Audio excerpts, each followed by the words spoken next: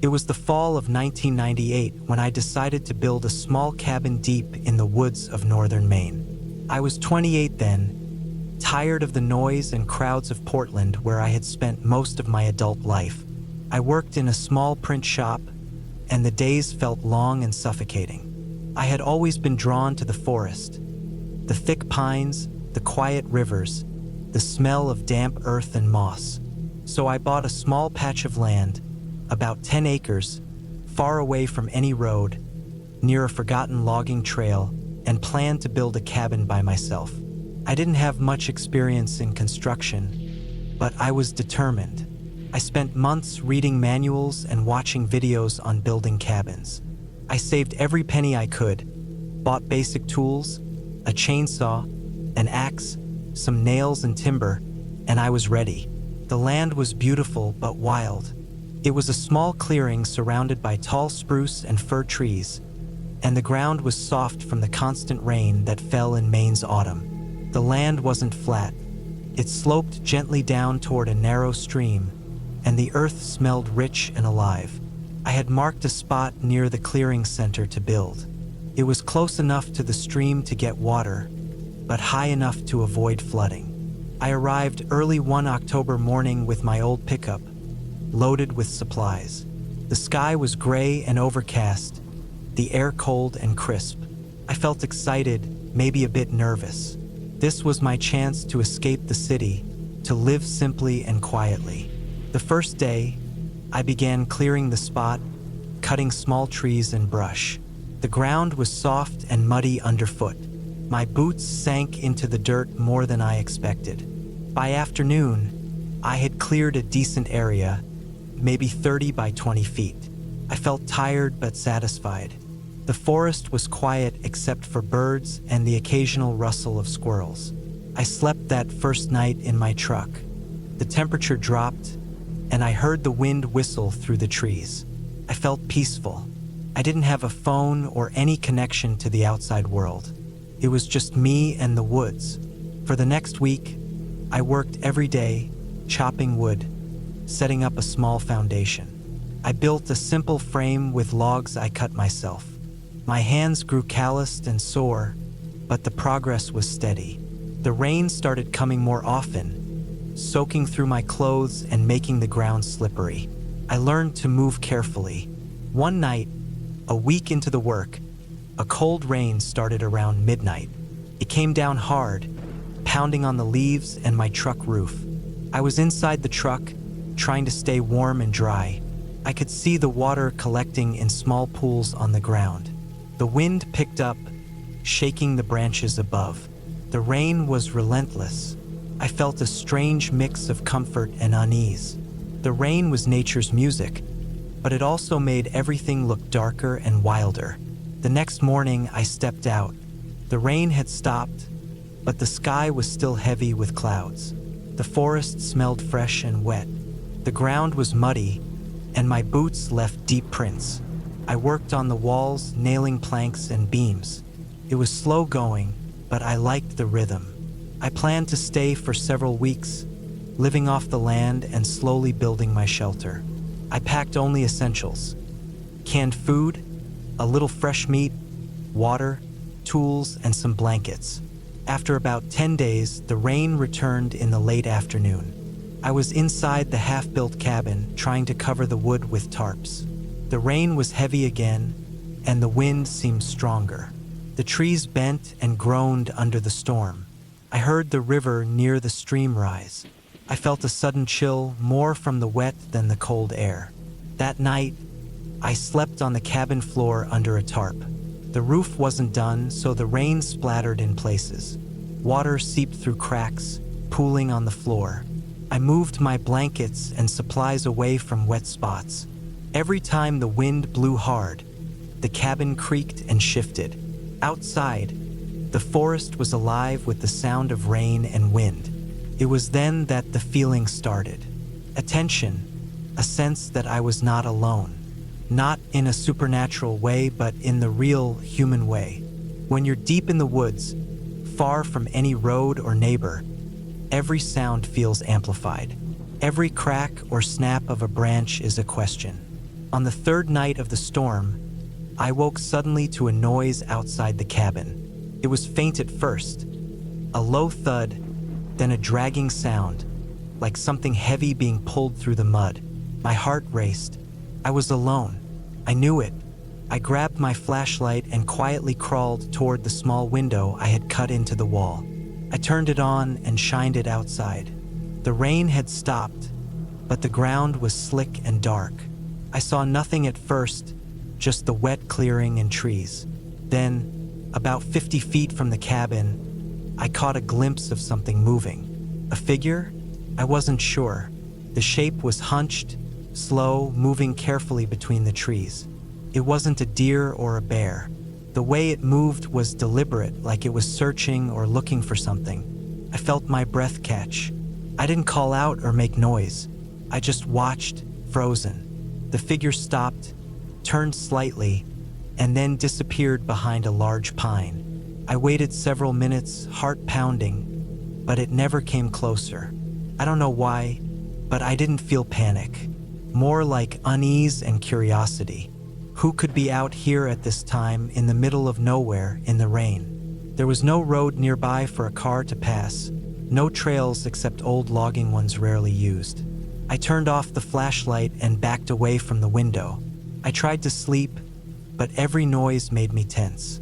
I imagined all kinds of scenarios, hunters, lost hikers, or worse. The woods were no place for surprises at night. The next day, the rain had cleared, and the sun broke through the clouds. I went outside to look for tracks. Near where I had seen the figure, the ground was soft and muddy. I found footprints, large, booted prints, not fresh but a day or two old. They led from the deeper forest toward the stream and then vanished. I thought about packing up and leaving, but I didn't. I was committed. The cabin had become my project, my escape. The fear stayed with me but was buried beneath determination. Over the next week, I finished the cabin roof and built a small fireplace from stones I gathered near the stream. I made a door from old wood planks I found in a nearby abandoned shed. The cabin was crude and small, just enough space to sleep and cook, but it was dry and warm. The nights were colder now, and the rain came in fits and starts. I kept a fire going in the fireplace, and the glow made the cabin feel safe and solid. Yet the feeling of being watched or followed never fully left. One evening, around dusk, I was outside stacking firewood when I heard footsteps in the mud behind me. They were heavy and slow, deliberate. I froze and slowly turned around. There was no one there. The trees swayed with the wind, leaves rustling. The footprints were gone. I scanned the woods, but all I saw was empty forest, the shadows stretching long. I realized then that I was not used to the silence and isolation. My mind was playing tricks. Still, I took it seriously. That night, I locked the door and blocked the windows as best I could. I kept my axe near my bed. Weeks passed. The weather grew colder. I settled into a rhythm.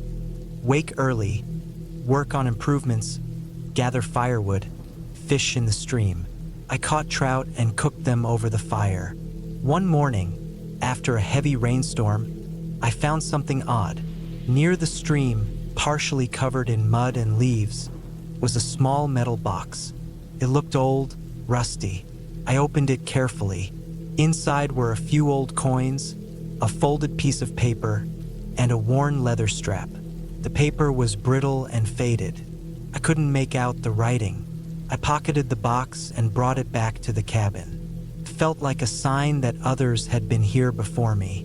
The days grew shorter and the nights colder. I built a small outhouse and dug a shallow trench to divert water away from the cabin. The rain was constant now, turning the ground into a soft, sticky mess. One particularly rainy night, I lay awake listening to the storm. The wind was fierce, and the rain beat against the roof like thousands of tiny drums. Suddenly, I heard a sharp crack, a branch breaking somewhere close, then a low thump against the cabin wall. I grabbed my flashlight and axe and moved toward the door. I hesitated. Whatever it was outside in the dark, soaked woods. I opened the door a crack. Rain hit my face. I shone the light out into the darkness. Nothing but trees. I closed the door quickly and bolted it. My heart pounded. I stayed awake the rest of the night, listening for any sounds. The next morning, I found scratches on the outside wall, long, deep marks, like from claws or a sharp tool. The wood was splintered. I didn't know what to think. Maybe a bear, maybe someone messing with me. I packed my bag quickly that day, deciding to leave. I had enough. This place was not safe for me. But then, while gathering my things, I heard a voice, soft, human, calling my name from the trees. I stopped and looked around, but no one was there. It was impossible. I was alone. I didn't respond. Instead, I hurried to my truck and drove away down the logging trail, heart racing. Back in town, I told a friend about the strange noises and the figure I had seen. He suggested it might have been a hunter or a poacher. The area was remote, and some people didn't want others there. I never went back to the cabin. Years later, I heard the land was sold, and the cabin fell into ruin. I often think about that rainy fall in Maine, the isolation, the storm, the feeling of being watched. It taught me something about nature and solitude.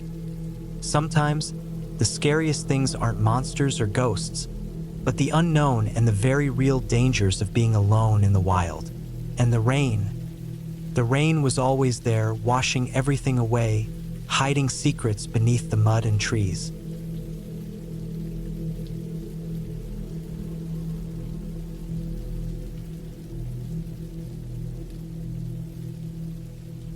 I still remember the first time I saw the cabin, even now, 2 years later. It was the kind of place you wouldn't notice if you weren't looking for it. Tucked behind a line of pine trees on the edge of an old graveyard in northern Vermont. It didn't look like anything special. Just an old wooden structure with a slanted tin roof, part of it sagging under its own weight. It was far from town, and the only way to reach it was through a dirt trail that split off from a narrow county road. I was 31 that summer, and my plan had been simple. Spend a few weeks away from people, away from noise, away from work. Just me, my thoughts, and a little bit of space to breathe. I had found the place listed on a quiet cabin rental website, one of those where the owners didn't even bother listing phone numbers. Everything was handled through email, and payment was done through a bank transfer. It was listed as a rustic hunting cabin, perfect for quiet thinkers, solo hikers, or anyone needing time off-grid. The pictures showed a small wood stove, a cot, a table, and an outhouse out back. No running water, no electricity. It looked exactly like what I needed. The owner, or whoever managed the place, emailed me instructions, and that was it. No personal message, just directions on how to find the trailhead and a code for the padlock on the door. I didn't think much of it at the time. It was cheap, quiet, and available. I drove up from Massachusetts in the second week of August. The air was already cooler up north, and the forest felt thicker the further I got from the highway. Took most of the day to get there. I remember passing a small gas station about 10 miles from the cabin and thinking it might be the last bit of civilization I'd see for a while. I stopped, filled up, bought a few cans of chili and a big jug of water. The clerk looked like he wanted to say something but never did. By the time I reached the dirt trail that led to the cabin, it was already getting dark. The trail was rough, overgrown in spots, and I had to park my car about half a mile down because a tree had fallen across the road. I grabbed my bag, slung it over my shoulder, and walked the rest of the way in. The cabin looked smaller in person. The roof was rusted and dented. The front door had deep scratches near the bottom, like a dog or something had tried to claw its way in. The lock worked, though, and the inside was just as expected.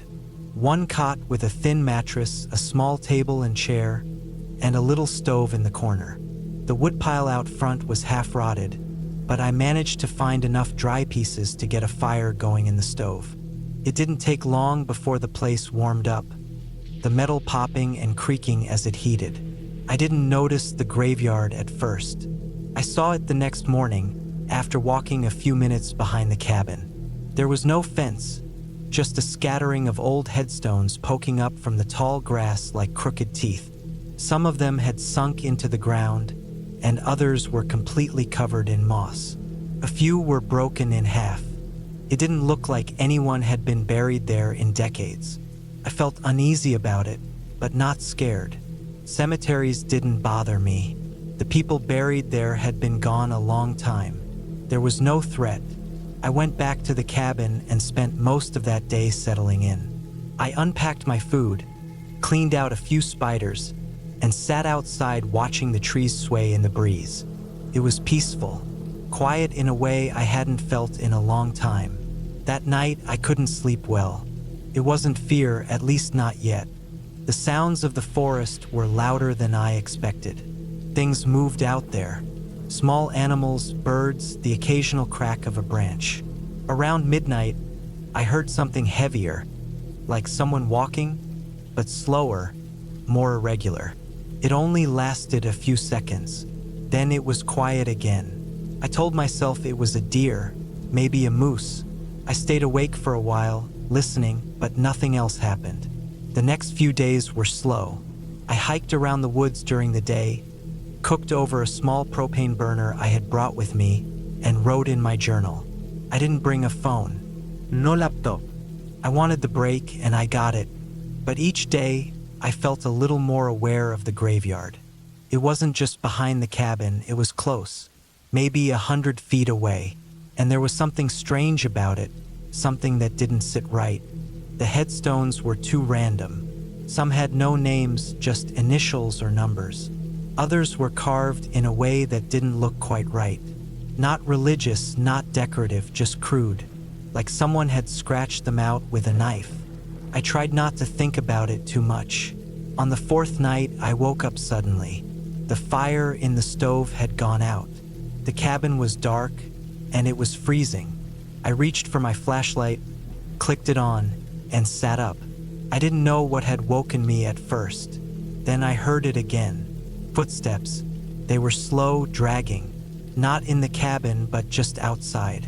I froze. I wasn't imagining it this time. I turned off the flashlight and listened. The footsteps moved around to the back of the cabin, then stopped. I waited, heart pounding. I had a hatchet next to the cot, more out of habit than fear. I gripped it and stayed still. Minutes passed. Nothing. Eventually, I got up and moved slowly to the front window. I lifted the curtain just a crack. The moon was out, but the trees cast heavy shadows. I didn't see anyone. I waited another hour before I finally climbed back into the cot. I didn't sleep. The next morning, I checked the ground around the cabin. The dirt was soft, and I found marks. Not boot prints, not animal tracks, just shallow impressions like someone had been shuffling barefoot. They led toward the graveyard and disappeared into the grass. I packed up my bag. I didn't leave, but I started keeping my boots on at night. I kept the hatchet close. I stopped hiking. I just stayed near the cabin and watched the woods. That afternoon, I explored the graveyard more carefully. I counted 23 stones. Some were leaning against trees. Others were buried under leaves. There was one right at the edge of the woods with a name scratched in, Jacob R. 1942-1961. The date stuck with me. Whoever Jacob was, he had died young, 19. I didn't find anything else that day, but I had a knot in my stomach the rest of the evening. I watched the woods through the window until I couldn't keep my eyes open anymore. That night, I woke up again. This time, it wasn't footsteps. It was breathing. Heavy, slow breathing right outside the front door. I didn't move. I didn't even reach for the flashlight. I just lay there and listened. It lasted about 30 seconds. Then it stopped. I waited another hour before I got up and checked the window. Nothing. But in the morning, I found something that turned my stomach. The door handle was smeared with something dark. First, I thought it was mud. Then I smelled it. Iron. Blood. Just a thin smear, like someone had run their fingers across it. I decided I'd had enough. I packed my things, put out the fire, and locked the cabin behind me. I didn't care if I had paid for 2 more days. I just wanted to be out of there. I hiked back to my car, head on a swivel the whole time. I kept expecting to see someone following me, but I never did. When I got back to the car, I found a piece of cloth stuck under my windshield wiper. It was old, yellowed, torn, and tied in a knot. I almost didn't want to open it, but I did. Inside was a tooth. Human from what I could tell. I dropped it and drove. I didn't stop until I hit the highway. I didn't report it. I didn't tell anyone. I just went home, deleted the emails from the cabin owner, and tried to forget about the whole thing. But I couldn't. A few weeks later, I tried looking up the graveyard. I searched the area on Google Maps, zoomed in on the forest near where I had been. There was no marker, no cemetery listed. I looked up old records, but nothing came up. The town had no mention of a graveyard in that area. I even tried looking up the name on the headstone, Jacob Ardot, but there were no matching obituaries. Nothing, like it had never existed. I checked the cabin listing again. Gone. The website was still there, but the cabin had been removed. I emailed the address I had used to book it. No response. A week later, the email bounced. I've gone over those days in my head 1,000 times. There were no ghosts. No monsters. Just something human. Someone, maybe multiple people, living out there in the woods near a forgotten graveyard. Watching the cabin. Coming close at night. Maybe they thought they were being careful. Maybe they liked getting close. I don't know. But I do know this. Someone walked barefoot around that cabin. Someone smeared blood on the door handle.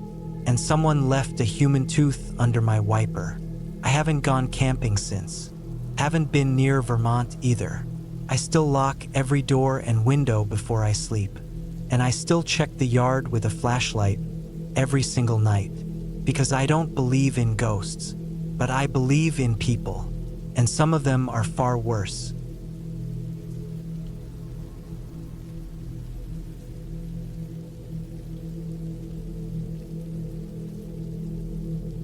It was late September 2016 when I decided I needed a break from people. I was 29 at the time, working a delivery job in Harrisburg, Pennsylvania, and I was starting to feel like I was wasting my life. Every day was the same. Wake up, deliver packages, eat microwave dinners, and fall asleep to the sound of traffic outside my apartment window. I didn't have a girlfriend. Most of my friends had either moved away or gotten married. I had this constant pressure in my chest like I needed to escape, just for a little while. I found an old hiking trail map in a used bookstore, and there was a spot marked near the Allegheny National Forest that caught my eye. It wasn't far, maybe 5 hours northwest, and there was a trail that supposedly led to a long-abandoned firewatch cabin built sometime in the 1940s. There weren't any photos online, just a rough mention of it on a forum from back in 2010. That made it even more appealing to me. I liked the idea of getting off the grid, even just for a couple of days. No cell service, no people, just trees, cold air, and silence. I packed light. Sleeping bag, canned food, water, a portable stove, flashlight, extra batteries, basic first aid, and my dad's old hunting knife. I didn't own a tent. I figured if I could make it to the cabin, I wouldn't need one. I drove up early Friday morning and left my car off a side road near an old gravel pull-off. It was a little overgrown, but I locked up, slung on my pack, and started into the woods. The trail wasn't official anymore. It had faded with time, and the deeper I went, the more I had to rely on landmarks and a compass. After about 5 hours of walking, I started to wonder if the cabin even existed anymore. The ground was damp and soft, covered with wet leaves. I saw animal tracks, mostly deer, and heard nothing but my own breathing and the rustle of wind through the trees. It started to drizzle in the late afternoon. I was about to give up and turn back when I saw it through the trees. The cabin sat in a small clearing, slouched like it had been waiting a long time to collapse. One corner of the roof had caved in, and the porch looked like it would give out if I stepped on it wrong. But the door was intact, barely hanging on its hinges, and there was no sign of anyone being there recently. I dropped my pack on the porch and pushed the door open. The smell hit me first: mold, damp wood, and something else I couldn't place. Not rot exactly, but a sour, stale scent that made me wrinkle my nose. Inside, it was one room. There was an old wood stove in the corner, rusted and cold. A broken table and 2 chairs sat near a boarded-up window. The walls were lined with shelves, most empty, but one held a rusted lantern and a stack of old newspapers that had gone yellow. There was a dusty cot on the far side, and I could tell from the stains on the mattress that animals had been in there at some point. I figured I could set up my sleeping bag on top of the cot, keep my boots on, and make it work for one night. I started a small fire in the stove using some dry bark and twigs from under the porch, just enough to take the chill out of the air. The smoke went up the chimney fine. I heated a can of beans and ate while sitting in one of the rickety chairs, staring at the wall. There was something strangely comforting about the quiet. No humming of machines, no voices, just the soft hiss of the fire. That first night was calm, though I didn't sleep well. Every creak of the wood made me jolt awake. The wind picked up and scratched at the walls like fingers, and twice I thought I heard something moving outside. But when I got up and looked through a crack in the boards, there was nothing, just trees and blackness. The next morning, I stepped out to pee and found tracks in the mud near the edge of the clearing. Not animal, boots. I stood there for a long time staring at them. They were about my size, maybe a little bigger, and the tread looked fresh. They hadn't been there the day before. They weren't mine. I walked a slow circle around the clearing, but I didn't see any other signs. No torn branches, no trash, no other gear. I tried to tell myself it could have been someone passing through the night before I got there, maybe a hunter or another hiker. But there was no reason to come this far off trail unless they were also looking for the cabin. And if they were, where were they now? I didn't see anyone that day, but I felt off. I stayed close to the cabin, collected some dry wood, boiled water from a nearby stream, and tried to keep busy. But my eyes kept darting to the tree line. That feeling you get when someone's watching you from just out of sight. It was in my gut all day, like a weight pulling me toward panic. That night, I didn't sleep at all. Around 2 a.m., I heard footsteps outside, slow, deliberate, crunching over leaves and stopping for long stretches. I lay there in my sleeping bag, knife in hand, heart hammering. I didn't breathe. I just listened. The steps circled the cabin once, then stopped near the back. I heard nothing for a long time. Then something scraped the wall. I don't know how long I stayed frozen like that. Hours maybe. When the sky finally lightened, I forced myself to get up and go outside. There was nothing there. No one. But I found something scratched into the rear wall of the cabin. 3 lines, rough and vertical, like someone had dragged a rock or a knife across the wood. Not words, just marks. That was the moment I decided to leave. I packed up fast, shoving everything into my bag. I didn't eat, didn't drink, just made for the woods. I kept checking over my shoulder, certain I'd see someone step out from the trees. But the forest was quiet, too quiet. I walked fast, then jogged, then ran.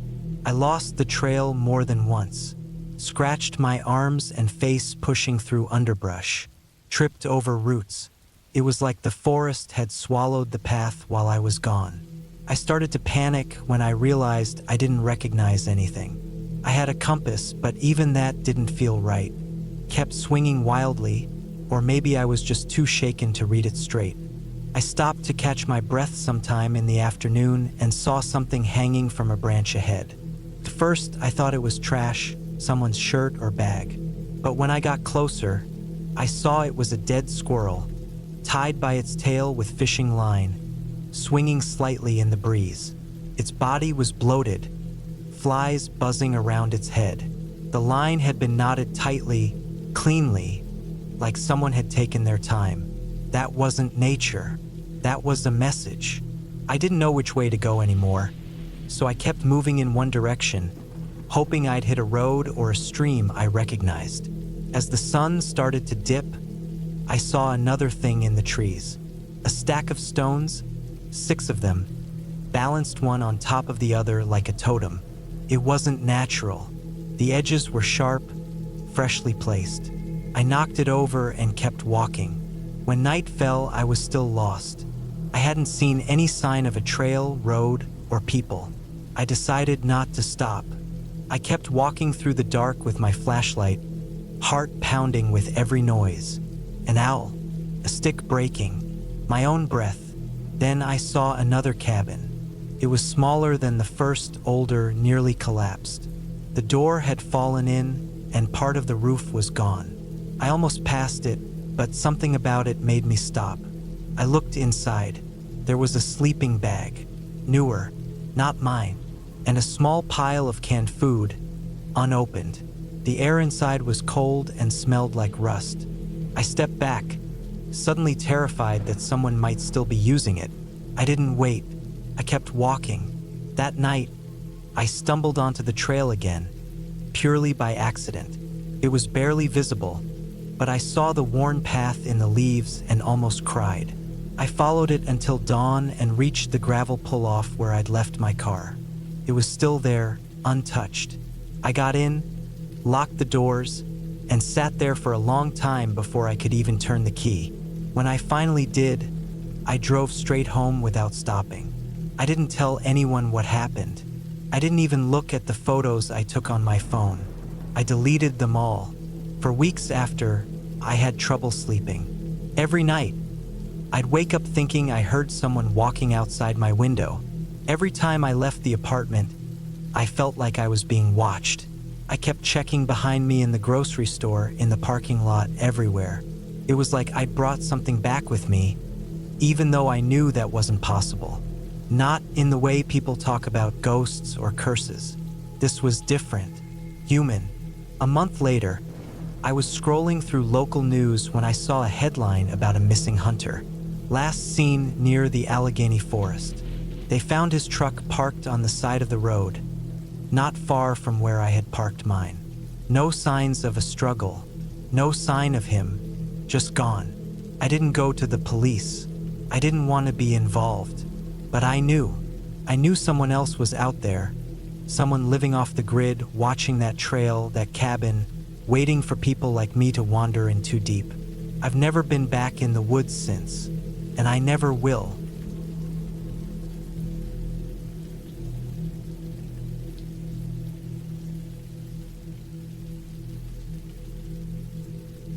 I was 33 years old when it happened. I had taken some time off from work in September 2018, just a short break to get out of Chicago and breathe cleaner air. I'd been working a desk job for almost 9 years by then, long hours, high stress, and almost no quiet. My father had passed away earlier that year, and something about that made me want to reconnect with a slower way of living. He had grown up on a farm in Nebraska, though I'd never visited it as a kid. So I started looking for a short-term cabin rental in rural areas, somewhere not too far from Illinois, just for a week or two. Eventually, I found this place outside of Warsaw, Missouri. The listing was short and plain. Small cabin on old farmland, no Wi-Fi, limited cell service. Bring your own supplies.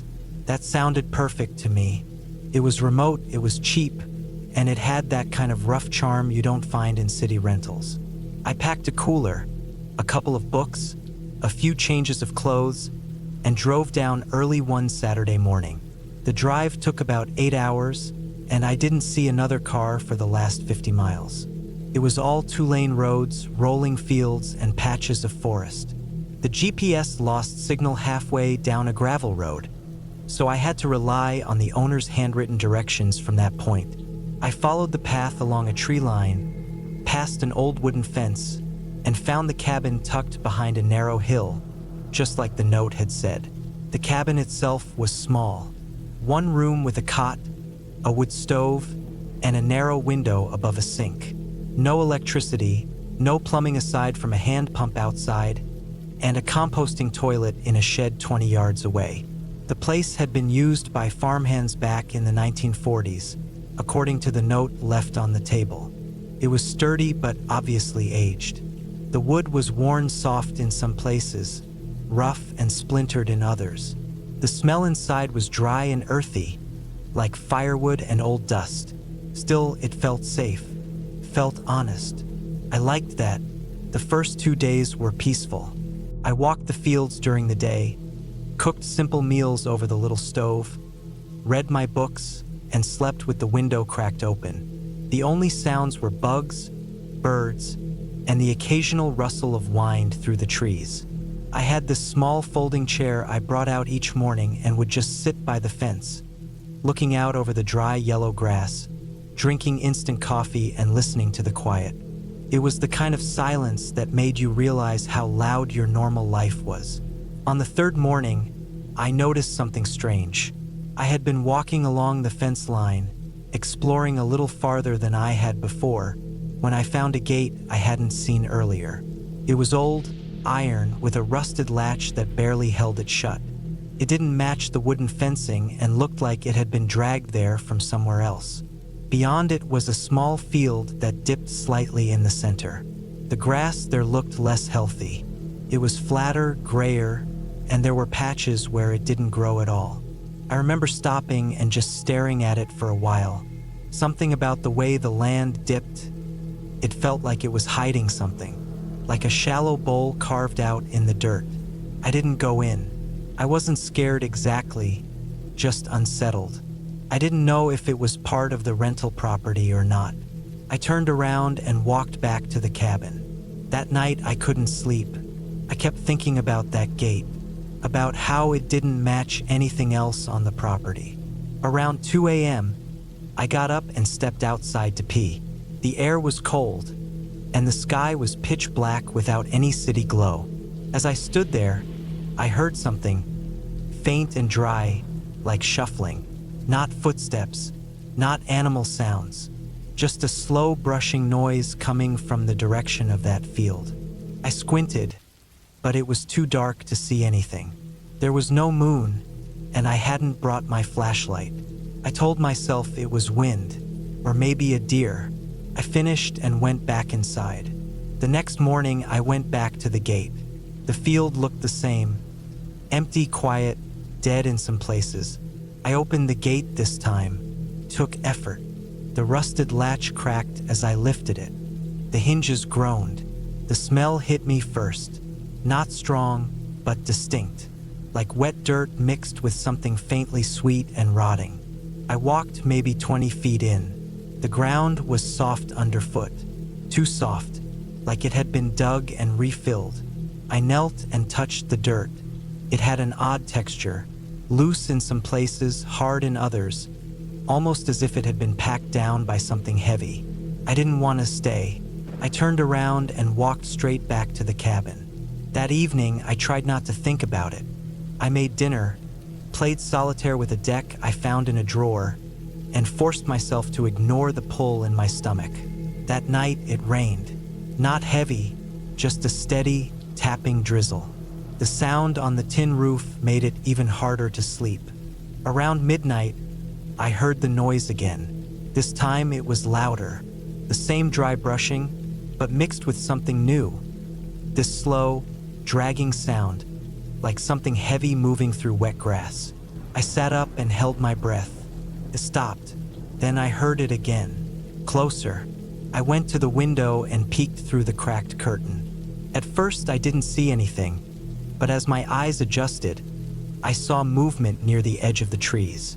Something was crawling low, human-shaped, but wrong. Too slow, too deliberate. It moved like it was hurt, dragging a limb. but there was no sound of pain, no groaning, just that slow, steady pull through wet weeds. I stepped back from the window and stood still in the middle of the cabin. I didn't want to make a sound. I didn't want to breathe. The thing stopped near the outhouse.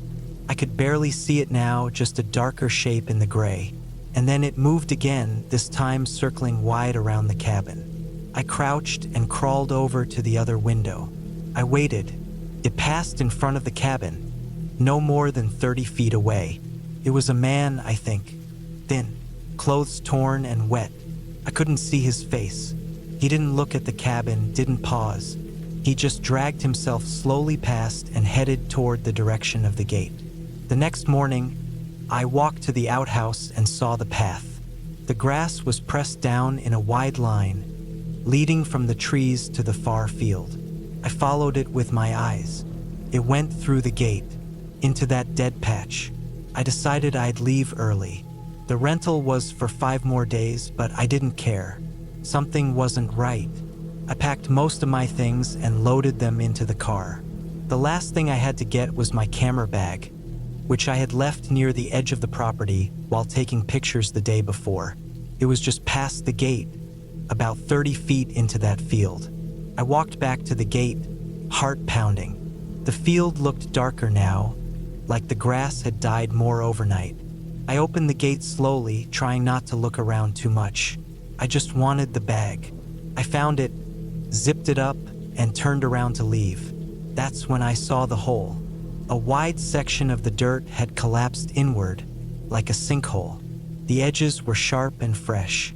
I looked closer and saw something pale sticking out near the bottom, maybe 2 feet down. At first I thought it was a rock. Then I realized it was a hand, a human hand. Thin, dried skin stretched tight over the bones. The fingers bent slightly like they had clawed at the dirt. I didn't scream. I just backed up, fast, tripping once and catching myself. I didn't look again.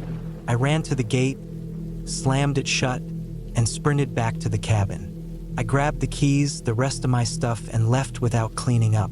I didn't even lock the cabin door.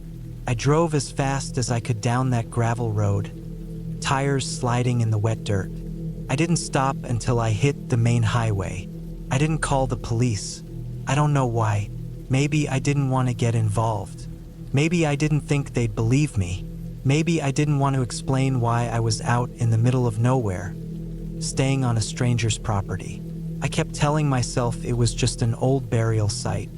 Maybe the land had once been used for something else. Maybe it was animal remains. My brain gave me every excuse. But I know what I saw. Back home, I looked up the property. I found nothing about recent sales, no owner listed in public records, nothing updated past 1994. The listing I used to rent it disappeared from the site a week later. I tried calling the number saved in my phone from the reservation, but it was disconnected. I never told anyone what happened. Not until now. I think about that man I saw crawling through the grass.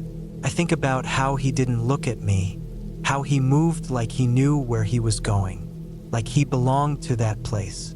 And sometimes, when I wake up at night and hear the wind brushing against my window, I remember the sound of wet grass being dragged apart.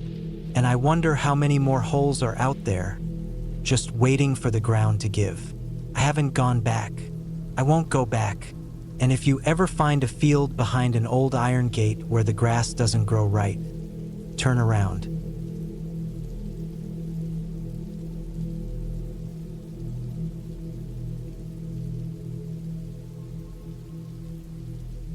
It was the autumn of 2018 when I decided to escape the relentless pressure of London life and retreat to a small cabin nestled deep in the Lake District. I was 29, working as a graphic designer, and the city was grinding me down. My mind was tangled in deadlines, endless emails, and the constant buzz of traffic and crowds. I needed space, real space, and nothing beats the quiet, cold air of the northern countryside in late October. I rented a modest cabin from a local woman who managed a few properties around Keswick. The cabin was tucked away near a little village called Threlkeld, a place I'd passed through before on hikes but never stayed long. It was a wooden structure, simple and solid, with a stone chimney and moss growing thick on the roof. The surrounding woods were dense, mostly birch and oak, with leaves crunching underfoot like brittle paper. The first day passed quietly as I unpacked and settled in. The cabin had no internet, no TV, just a small stove for heat and a few basic pots and pans. I planned to spend the week hiking, reading, and just breathing fresh air. At night, the silence was almost oppressive, but comforting in a way that only total quiet can be. On the second evening, as the sun was dipping below the hills and the sky was turning a bruised shade of purple, I decided to take a walk down one of the narrow trails leading into the forest behind the cabin. The air was cold and damp, the kind of cold that seeps into your bones slowly. The path was uneven, strewn with fallen leaves and bits of broken branches. I hadn't been walking long when I saw something odd ahead.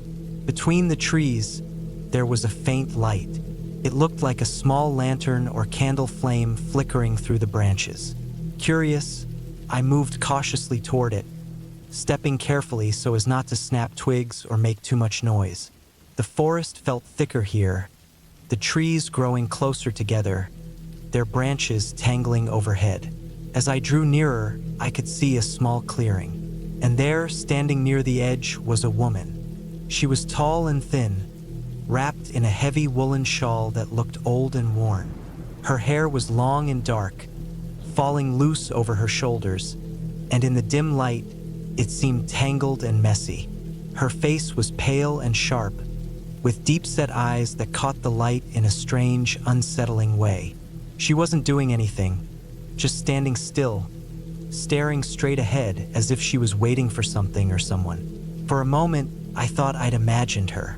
The flicker of the lantern, the stillness, the way she didn't move or blink. It all felt surreal. I took a step back, ready to turn and leave, but then she slowly turned her head toward me. Her eyes locked onto mine, and I felt a chill run through me that had nothing to do with the cold. There was something about her gaze. Not angry, not scared, but empty and hollow in a way I can't quite describe. It made my skin crawl. I forced myself to look away first and hurried back toward the cabin. My heart was beating fast, and every shadow among the trees seemed to stretch longer as the dusk deepened. When I got back, I locked the door and double-checked the windows. The next day, I told the cabin owner about the woman, half expecting her to laugh or say I'd been seeing things. But instead, her face darkened, and she said quietly that people sometimes saw her, an old local woman who wandered the woods, shunned by the village because of her strange behavior. I didn't press for details. The feeling of unease I'd had was enough. That night, sleep didn't come easily. I kept picturing the woman's pale face, the hollow eyes, the stillness.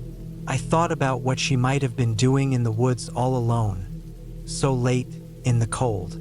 The idea that she might be homeless, lost, or sick crossed my mind, but there was something more, something unnatural in the way she seemed to belong to the dark. On the third evening, curiosity got the better of me again. I decided to go back to the clearing, hoping to find out more. I took my jacket, a flashlight, and a small notebook, thinking maybe I could write down what I saw. This time, I walked slowly, the beam of my torch cutting through the thick undergrowth. When I reached the clearing, it was empty. No light, no woman. Only a faint smell of damp earth and decaying leaves. I waited for nearly an hour, my eyes scanning the woods, but she never returned. I started to walk back when I heard something. Soft footsteps behind me, crunching leaves, quick but careful. I stopped and turned, flashlight sweeping the trees. No one. I kept walking, faster now, heart pounding. The woods seemed to close in, shadows pressing at the edges of my vision. When I reached the cabin, I slammed the door behind me and bolted it tight. That night, I hardly slept. Every creak in the wooden frame, Every gust of wind sounded like footsteps outside. The next day, I asked the village pub owner about the woman. He was an older man, weathered and blunt. When I described her, he nodded slowly and said, "Aye, she's been around for years. They say she used to live in the village long ago but went off her head after her husband died. Nobody sees her much anymore, but sometimes she wanders the woods, lost in her own world." He shrugged.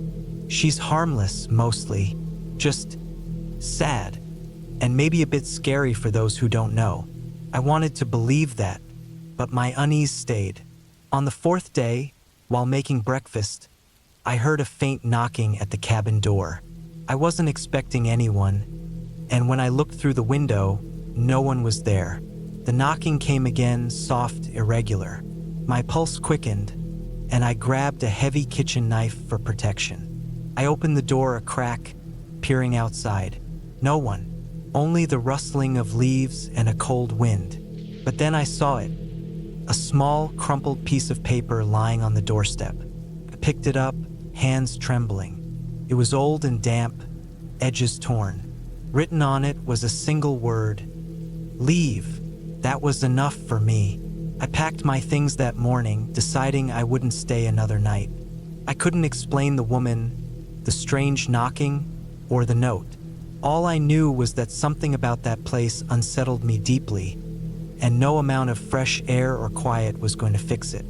As I drove away from the cabin, the trees thinning behind me, I glanced in the rearview mirror. For a moment, I thought I saw a figure standing at the edge of the woods. A tall woman wrapped in an old shawl watching me leave. But when I blinked, she was gone. Weeks later, back in London, I tried to forget the whole experience. But sometimes, late at night, I'd find myself thinking about that woman. The empty eyes, the stillness, the feeling that she was a part of the woods in a way I wasn't. I realized some places hold on to people, not in ghost stories or legends, but in the way the living can become trapped by pain, by loneliness, by grief. The woman wasn't supernatural or magical. She was just a lost person, forgotten by the world around her.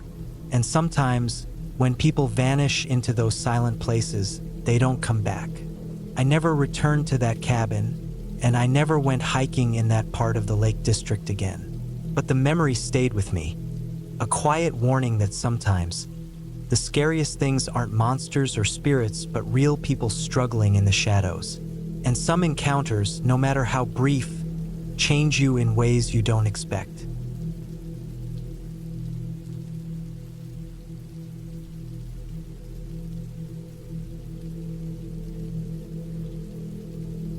In the quiet cold of early October, I found myself driving deeper into the northern Idaho wilderness than I had in years.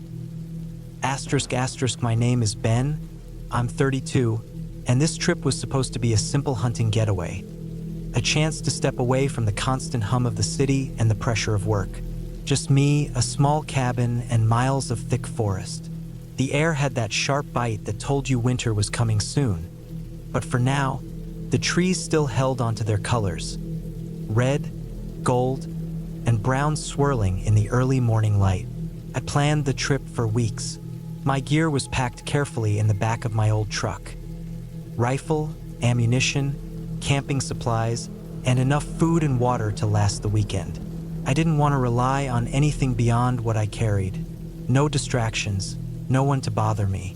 I reached the gravel road that led to the cabin late in the afternoon. It was an old logging trail, barely wide enough for my truck, flanked by thick pine trees on either side. The forest was dense, shadows stretching long as the sun dropped. The cabin stood small and sturdy, built from rough logs, with a stone chimney that looked like it had survived more winters than I could guess. It sat on a clearing surrounded by towering trees, isolated enough to feel like it belonged to no one but the forest. I unloaded my gear slowly, careful not to make too much noise. The silence here was different, heavy, almost palpable.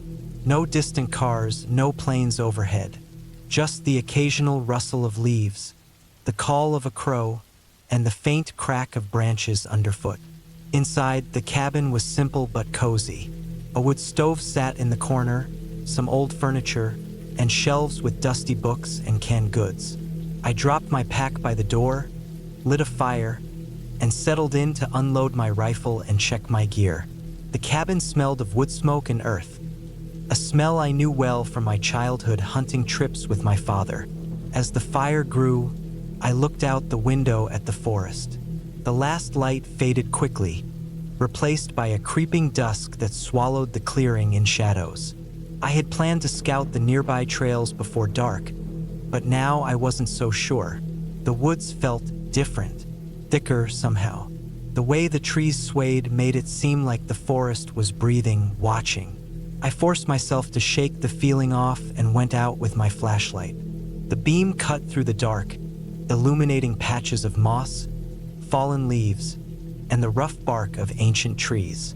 I moved slowly, trying to spot any sign of deer or elk.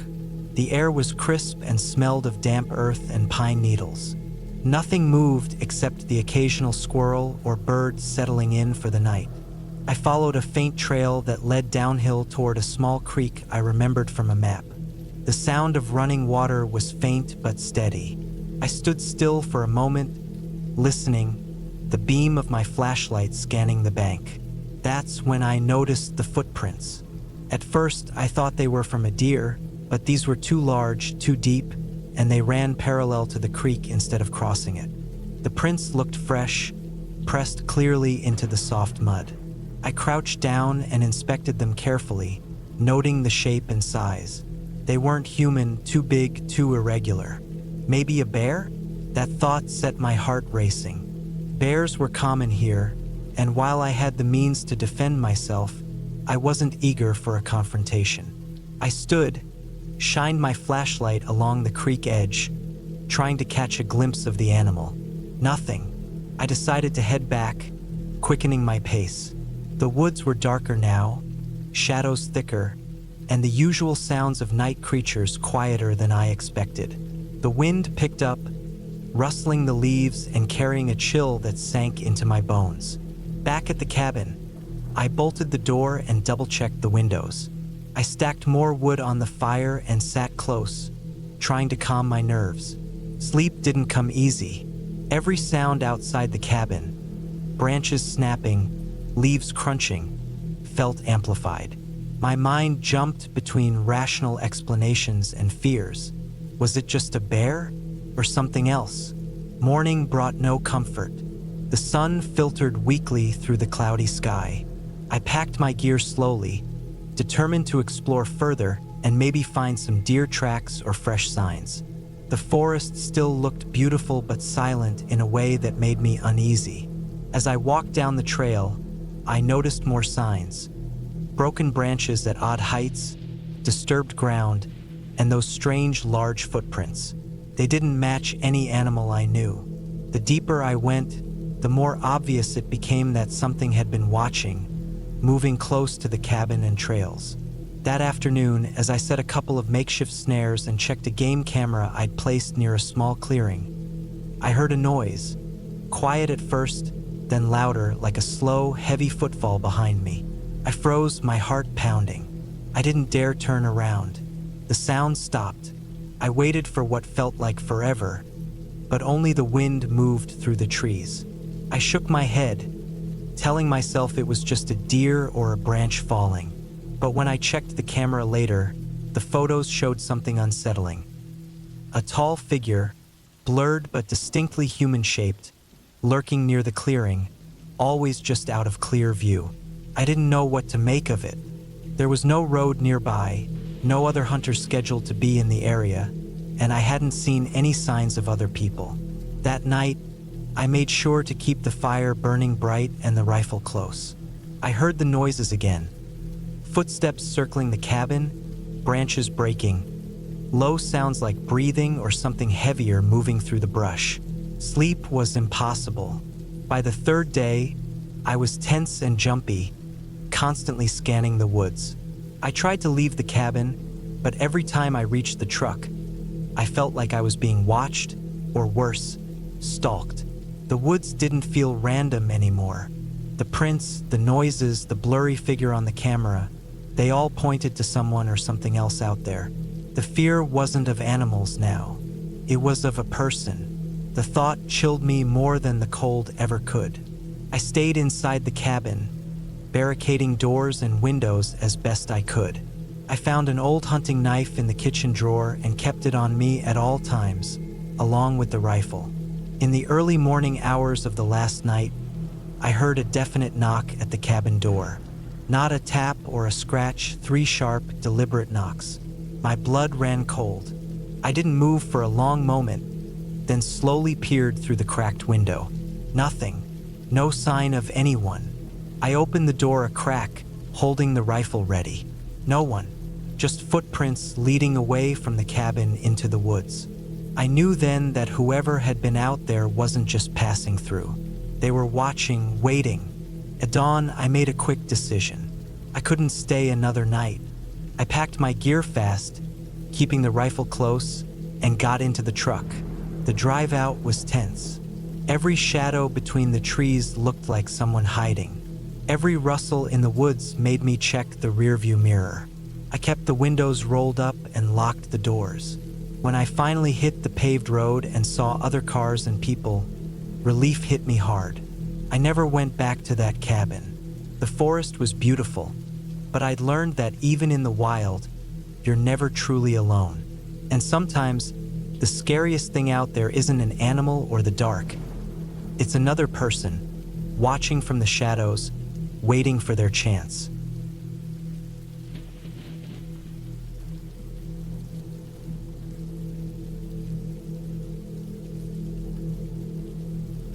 I was 34 the year I decided to get away from everything for a while. This was in 2022, late October, when the temperatures in northern Arizona dropped just enough to keep most of the tourists and campers away. I lived in Phoenix and worked in real estate. Burnout had been building for months, maybe years, and I didn't even realize it until I started snapping at clients and waking up every night with a clenched jaw and pounding heart. I needed silence. I needed air that didn't reek of traffic and heat waves. I rented a small off-grid cabin north of Williams, about an hour and a half from Flagstaff. It was tucked deep in the Kaibab National Forest, accessible only by a long, winding dirt road. I found it through an older guy named Ron who posted on a local off-grid living site. No Airbnb listing, no paperwork, just an old-school setup, cash deposit, keys under the porch rock. He claimed to have built it himself in the 90s and now let folks stay in it while he traveled with his wife in an RV. The place didn't even have electricity. Just a wood stove, a water tank that filtered rainwater, and a propane stove for cooking. I was all for it. I loaded my gear into the truck, hiking boots, food, thermal clothes, a decent camp lantern, and a heavy-duty knife just in case. I wasn't expecting anything wild, but I liked the idea of being prepared. I told my brother where I was going, gave him the exact GPS coordinates, and said I'd check in by text every couple of days when I drove into town for signal. Simple. When I got there, the cabin was just like the photos Ron sent. Small, weathered wood, pitched roof, a crooked chimney, and a tiny covered porch. It sat in a shallow clearing, surrounded by tall pines and dark earth that soaked up the sound of everything. No neighbors, no signs of life, just forest. My truck barely made it up the dirt trail leading to the place.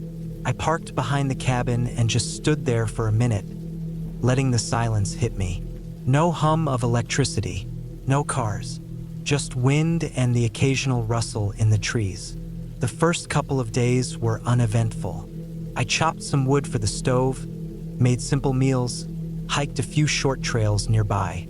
I found an old deer path behind the cabin that curved west into a slightly denser part of the woods. The air smelled like pine sap and decaying leaves. It was peaceful, almost too quiet. I remember thinking about that a few times, how I hadn't heard birds or bugs after the first evening, but I shrugged it off. Maybe the colder weather was pushing them down to lower elevations. By the fourth night, I started noticing things that didn't sit right with me. That night, I'd gone to sleep early, maybe around 8:30. I'd been reading by lantern, but my eyes were tired from the dim light. I remember falling asleep to the sound of wind knocking branches lightly against the tin roof. Then I woke up to silence. Not like the peaceful kind. I mean real silence, where even the wind seemed to have stopped. That's what did it. I opened my eyes and just lay there listening.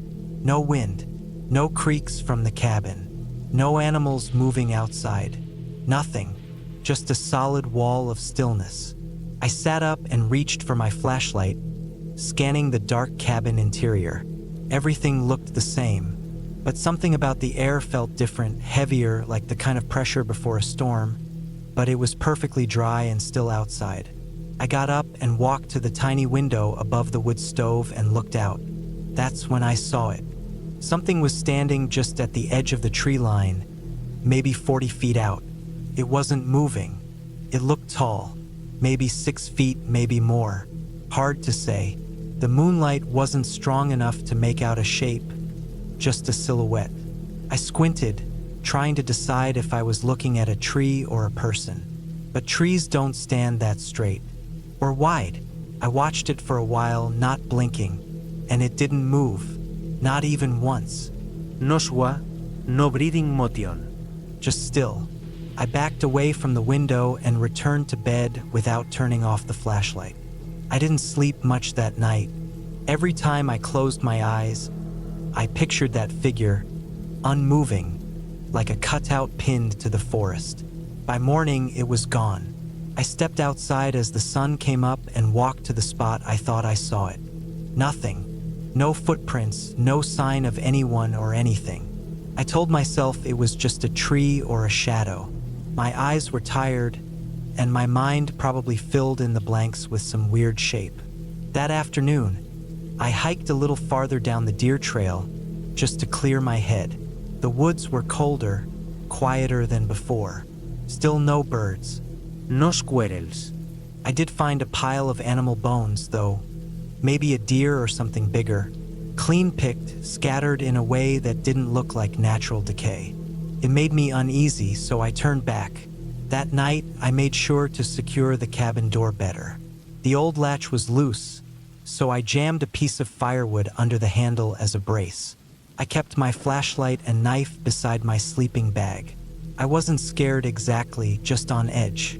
Sometime after midnight, I heard something outside. It started as a low scraping sound, like something dragging along the cabin wall.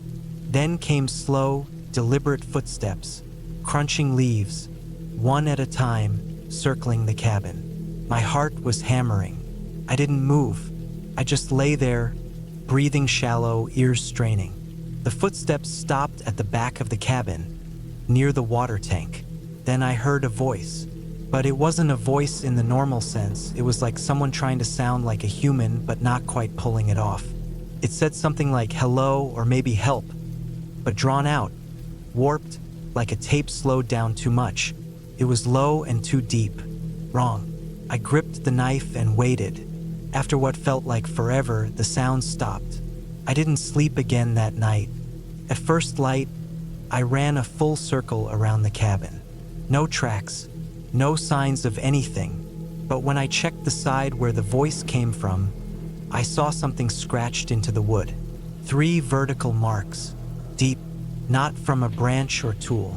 Too wide, too deliberate, like someone or something had claws. That was when I started thinking about the stories. Skinwalkers, shapeshifters, whatever you want to call them.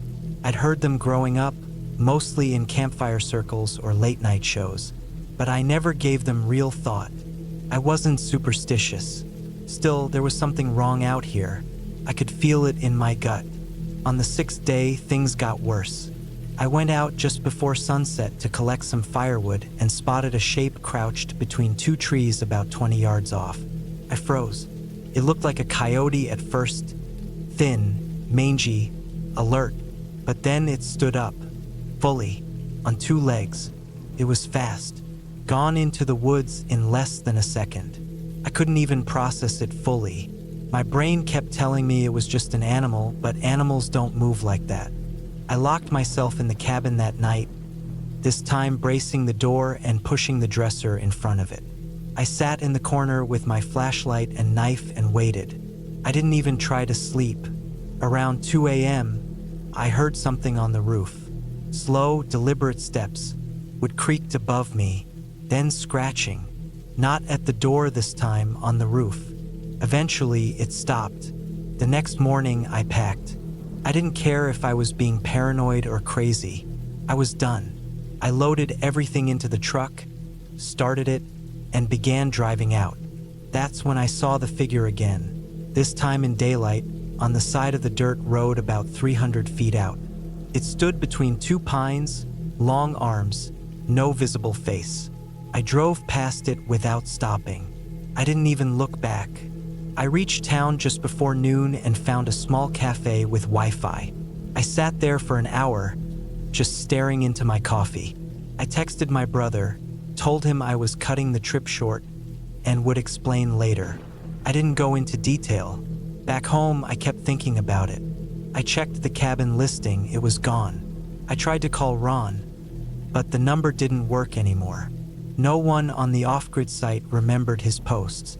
A week later, I got a padded envelope in the mail. No return address.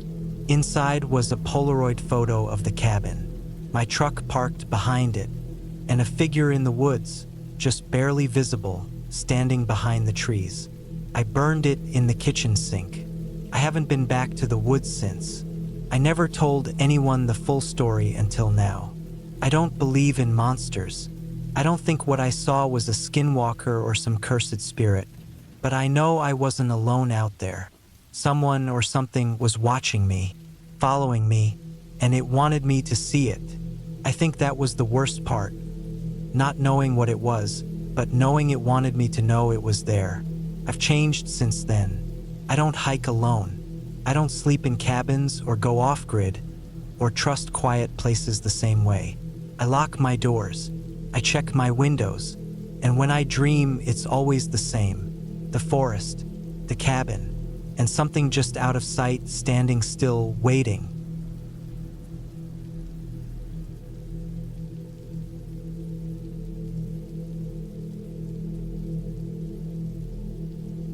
I was 31 when I decided to take a break from work and spend a few days alone in a remote cabin outside of Kalispell, Montana. It was the summer of 2019, early July, and I had just finished a grueling 6-month stretch on a software development project. I didn't want to see anyone, didn't want to hear traffic, and didn't want to look at a screen. I just needed silence and space. A friend of a friend had a small place up north, right near the edge of Flathead National Forest. It wasn't on any rental site, just a simple 1-bedroom wooden cabin with no internet, no TV, and barely any cell signal. He offered it cheap, said he barely used it himself, and I jumped on it. Took me nearly 8 hours to drive up from Boise. I passed through Missoula, then kept heading north. The roads got narrower. After Kalispell, it turned into gravel. I had the directions printed out just in case the GPS flaked out, which it did for the last stretch. The last mile was a winding path through trees and rock, the kind that made you second guess if it was even a road anymore. I kept creeping along until I saw the clearing. The cabin was tucked between thick pines, maybe 40 feet from a steep drop-off that looked over a narrow canyon. There was no gate, no real driveway, just a clearing to park. It looked even simpler than I expected, single story, wood planks weathered gray from age, and a rusting metal chimney sticking out the top. The roof looked patched together in spots. One side of the building had a small, covered porch with a swing. No lights, no neighbors. No other roads branching off. I got out, stretched, and took a deep breath. It was quiet. No cars. No humming power lines. Just wind in the trees and birds off somewhere. I walked around the place first. The back of the cabin had a small woodshed and a water tank, which I'd need since there was no plumbing. The outhouse was down a narrow path about 30 yards into the woods, half hidden by thick brush. Inside, The cabin was one room with a little kitchen area, a table, a twin-sized bed, and a wood stove. There was an old couch against one wall, a small shelf with some books, and a cooler in the corner where I'd keep the food I brought. The air smelled like old wood and dust. It was warm inside, stuffy, but it had a lived-in feel that was strangely comforting. I unpacked slowly, dragging my cooler and backpack in, organizing my things. I had food for 4 days, mostly canned stuff, trail mix, bread, and peanut butter. No free, no maikrewab. Everything I needed, nothing extra.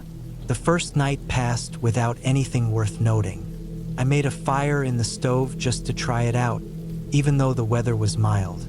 I sat on the porch swing with a can of beans in my lap, watching the light fade behind the canyon. The sky turned orange, then deep blue, and then black. I fell asleep around 10, lulled by the sound of wind and the crackle of fire. I woke up once that night because something brushed against the outside wall. A low scraping sound. It only happened once and then it stopped. I sat up in bed and listened for a long time, but I heard nothing else. I figured it was an animal, raccoon maybe, or a branch in the wind. The wind had picked up, and I could hear it through the cracks in the walls.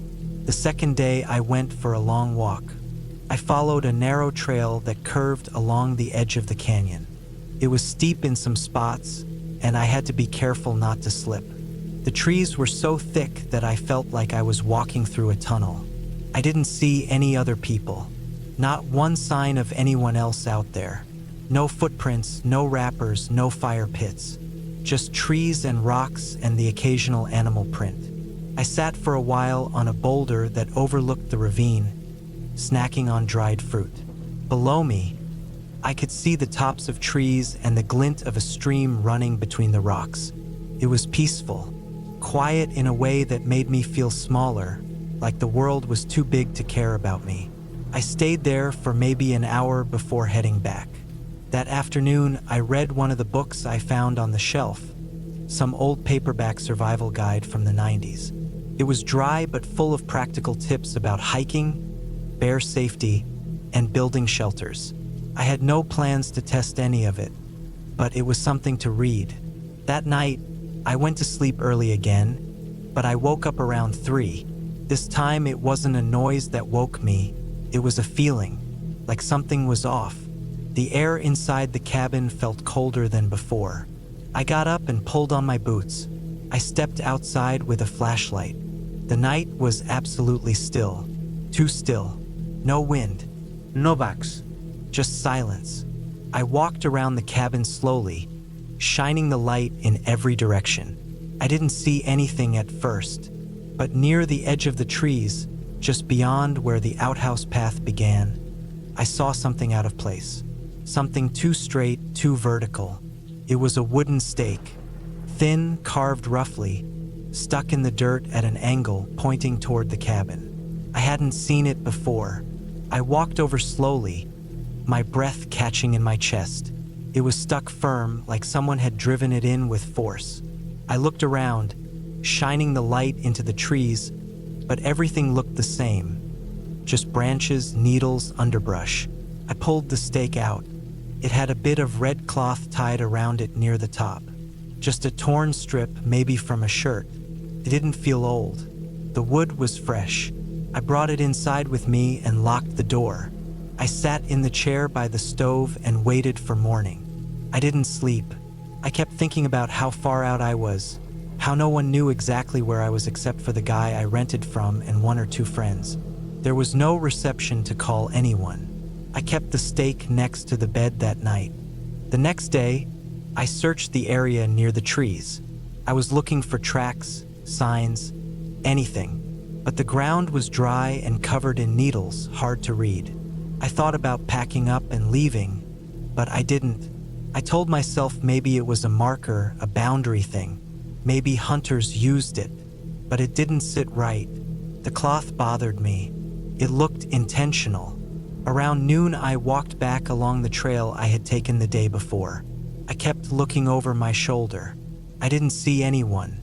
Still, I didn't go as far. just down to the first overlook, where I could see the cabin roof in the distance. I sat there again, eating a protein bar, pretending nothing was wrong. When I got back, something had changed. My cooler had been moved. Not far, just shifted about a foot from where I'd left it. The lid was still closed. Nothing inside was missing, but I hadn't touched it since breakfast. I knew exactly where I left it. I checked the door, it was still locked. The windows were shut. There weren't any scratches or broken latches, but the cooler had moved.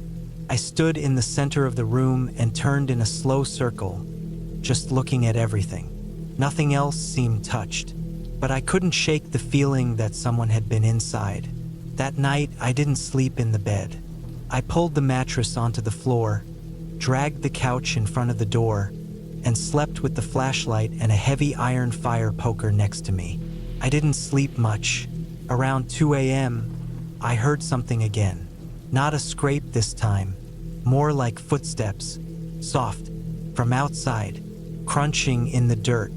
They circled the cabin. One slow lap, then they stopped. I sat perfectly still, eyes wide open, holding the poker in both hands. I didn't move for almost an hour. No more sounds came. I couldn't even hear breathing, just silence. When morning finally came, I opened the door slowly and stepped out. Nothing was there. No prints. No markings. But just beyond the porch, near the base of a tree, was a second wooden stake. Almost identical to the first. Same red cloth tied around it, pointing at the cabin again. This time, I didn't take it. I didn't touch anything. I went back inside and packed everything. Threw food in my backpack, shoved clothes into a bag, didn't even bother folding my blanket. I checked the car 3 times, making sure the tires were fine, the tank was full. I didn't clean anything up. I didn't leave a note. I was on the road by 7, barely looking back. I didn't stop until I got to Missoula. I sat in a gas station parking lot for half an hour, just breathing. The whole drive I kept looking in the rear view, expecting to see a car behind me, someone on the road, but there was nothing. Later, I called the guy who owned the cabin. I told him something wasn't right up there. He just said nobody else had keys and that he hadn't been up there in months. He didn't seem to care much. I didn't say more. To this day, I don't know who left those stakes, or why. I don't know if someone was watching the cabin, or just passing through. I've gone camping since, but never that far off-grid. Never alone. And I never stay in a place that doesn't have a way to call out. Not anymore. It wasn't the noise, or the footsteps, or the feeling of being watched that stuck with me the most. It was the silence. That empty, unnatural quiet that sat outside the cabin walls like it was listening, like it was waiting. Whatever it was, it knew I was there. It wanted me to know it, too, and it didn't need to say a word.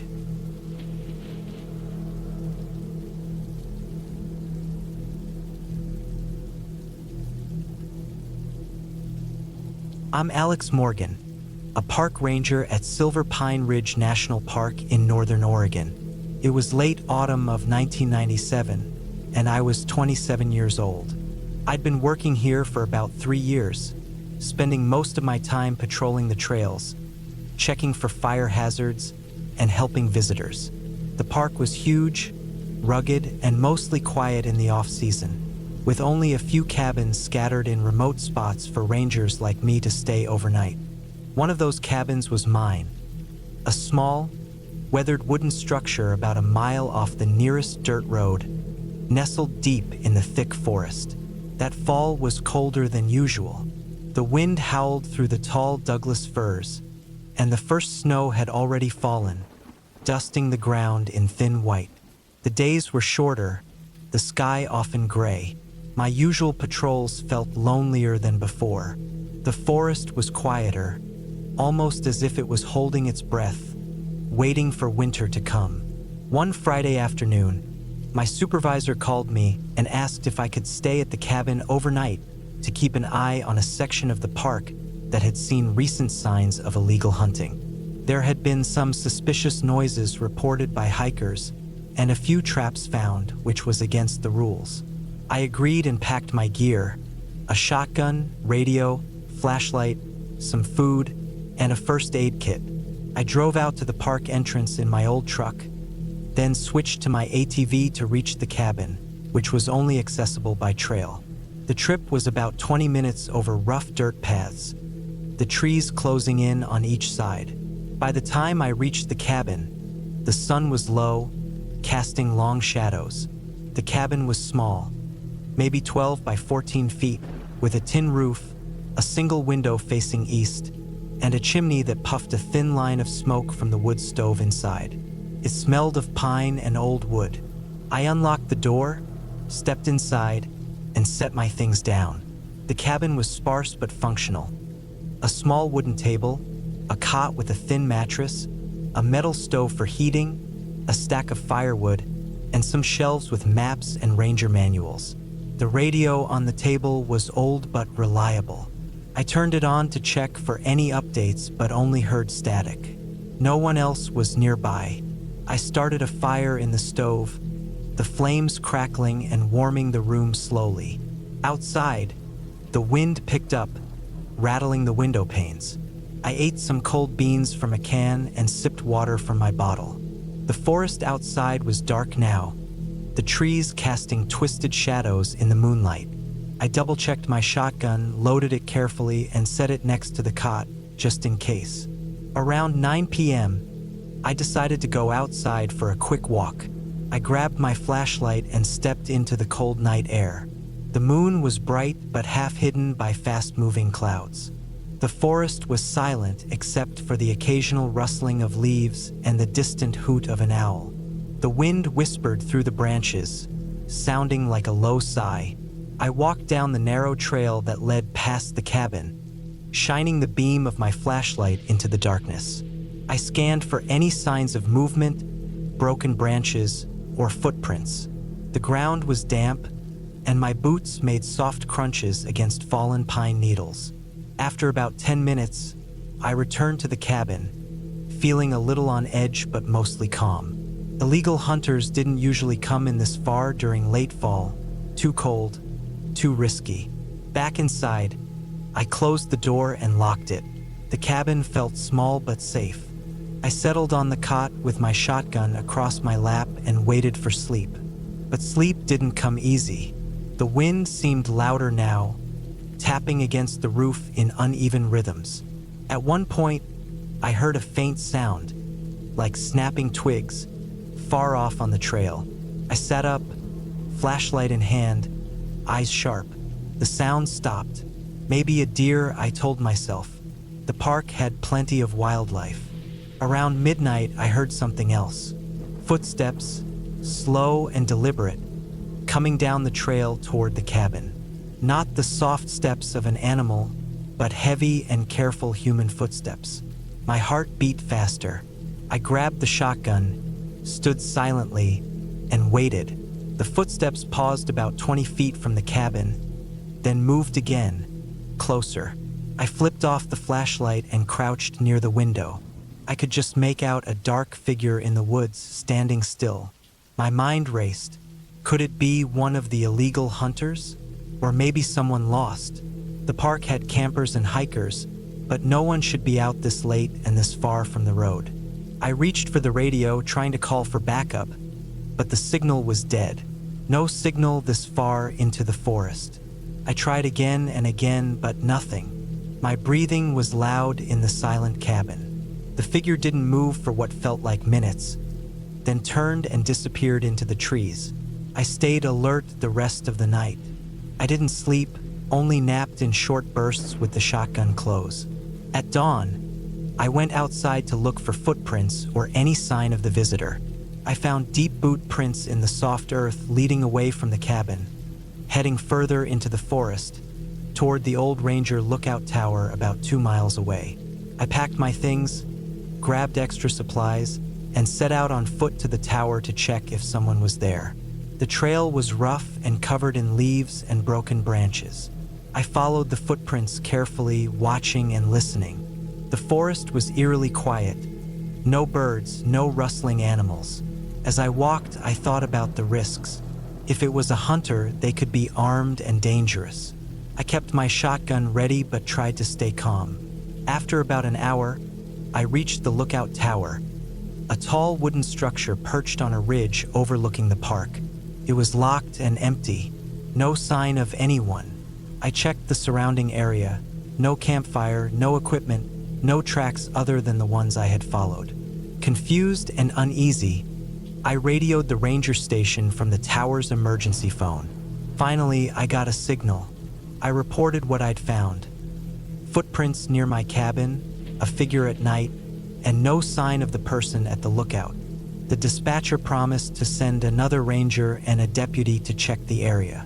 I stayed there, waiting, eyes scanning the forest. The next few hours passed slowly. The other ranger arrived with the deputy, both armed and cautious. We searched the area together, calling out, looking for signs of someone hiding or injured. Nothing. No camp, no trap, no person. We returned to the cabin. The deputy told me about recent reports in the region. A group of poachers had been active, known for setting traps and shooting illegally, sometimes fleeing when spotted. They were desperate and sometimes violent. The ranger team stayed the night with me. We set up tripwires and motion alarms around the cabin and patrolled the area in shifts. The rest of the night was tense, but quiet. No footsteps, no figures in the dark. Just the wind and the forest. By morning, the sun was shining, melting the thin layer of frost. We packed up, and I drove back to the station. The park supervisor praised my vigilance and calm. In the following days, authorities found abandoned traps and signs of poachers deeper in the park, but no arrests were made. The illegal hunters had melted away, leaving only footprints and suspicion behind. That night at the cabin taught me how vulnerable and alone one can be in the wilderness. The forest is beautiful but unforgiving. People come here seeking solitude or adventure, but sometimes danger hides in the shadows, human danger, not ghost stories or fairy tales. I never saw the figure again. No one ever knew who it was. Maybe a poacher, maybe a lost hiker. Whatever it was, it reminded me that even in the quietest places, you have to stay alert and respect the wilderness.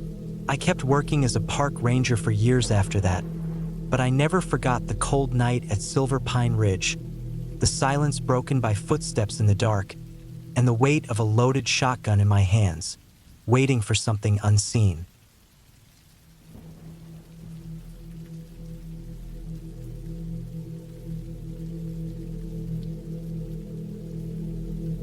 It was the fall of 2018 when I found myself driving up the long, winding dirt road that led to the old cabin my ex-wife, Sarah, and I used to visit.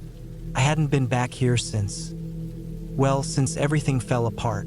She died about 6 months earlier, lung cancer, fast and cruel.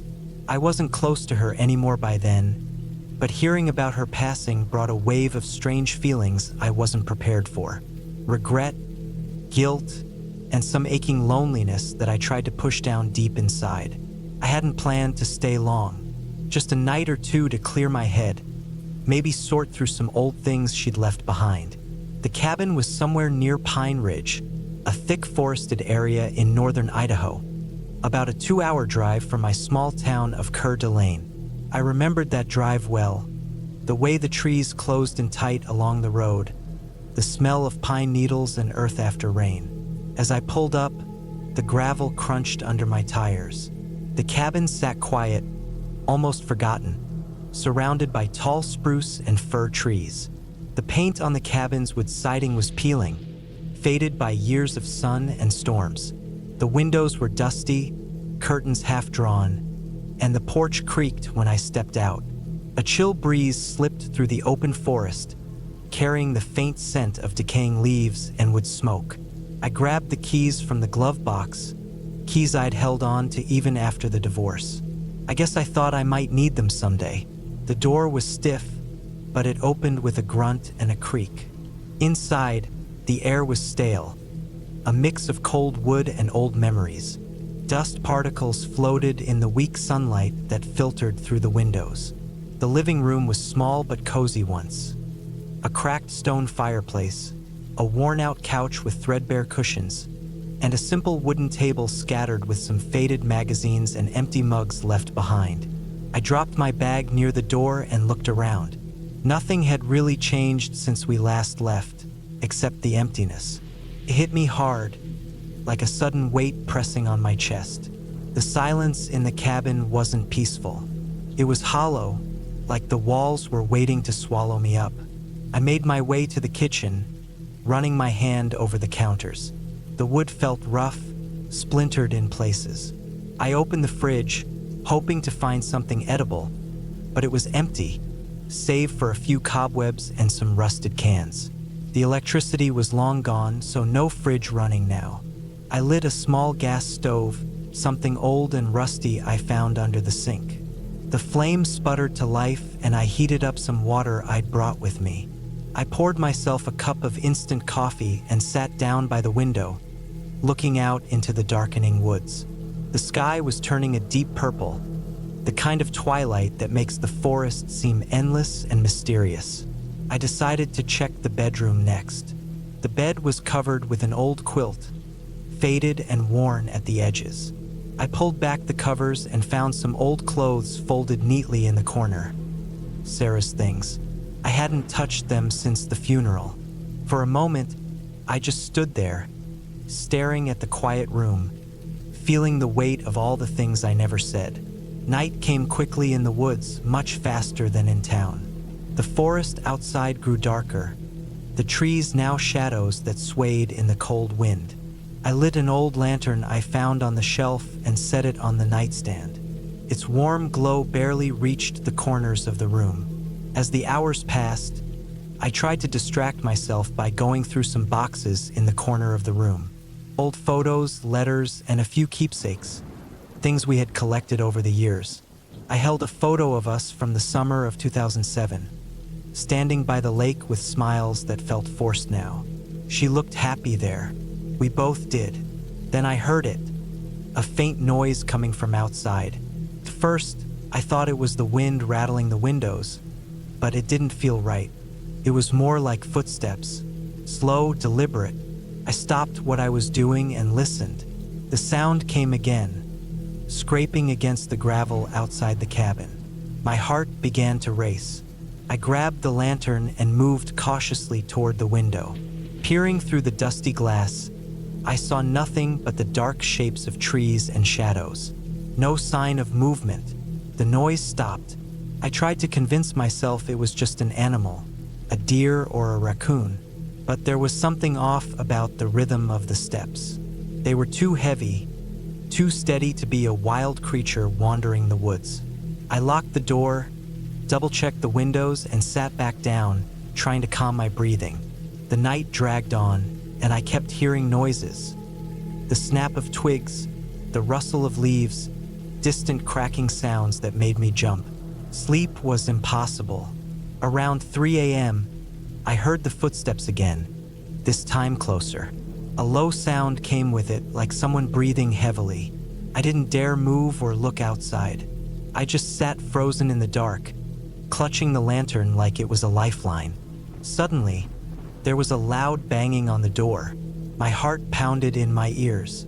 I grabbed the nearest heavy object, a broken chair leg, and moved toward the door. The banging stopped. Silence fell again, thick and heavy. I waited a few minutes, then slowly cracked the door open an inch. Outside, the night was still and empty. No footprints in the gravel. No sign of anyone or anything. I closed the door and locked it tight. The next morning, I got up early, desperate to leave. I packed my things and stepped outside into the crisp air. The forest was quiet now, the sun shining weakly through the branches.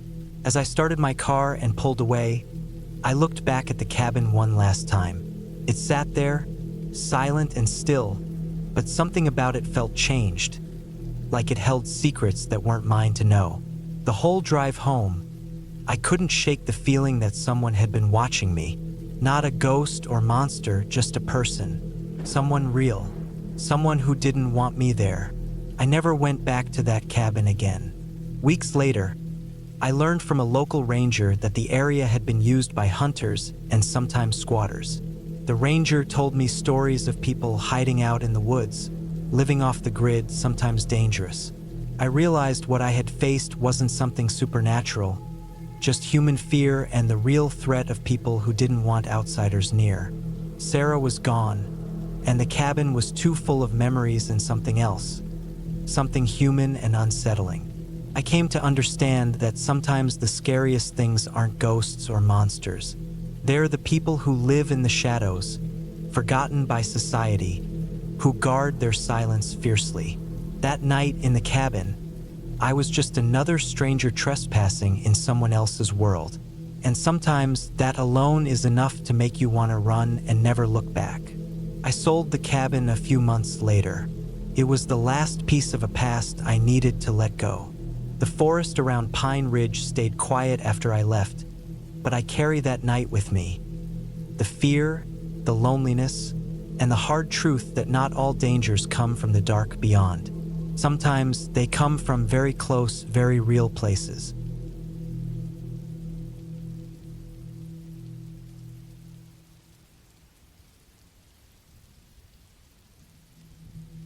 It was the summer of 2019, a dry, warm July, when I decided to take a break from the noise of city life. My name is Jason. I was 29 at the time, and I had spent the last few years working a desk job that drained every ounce of energy I had. I needed to get away, somewhere quiet, with no distractions. The kind of place where the only sounds were the wind and the trees. So I packed up my old Jeep, loaded my dog, a big golden retriever named Max, and headed north to a small cabin I had rented deep in the woods of northern Vermont. The cabin was nothing fancy, but it was perfect for what I wanted.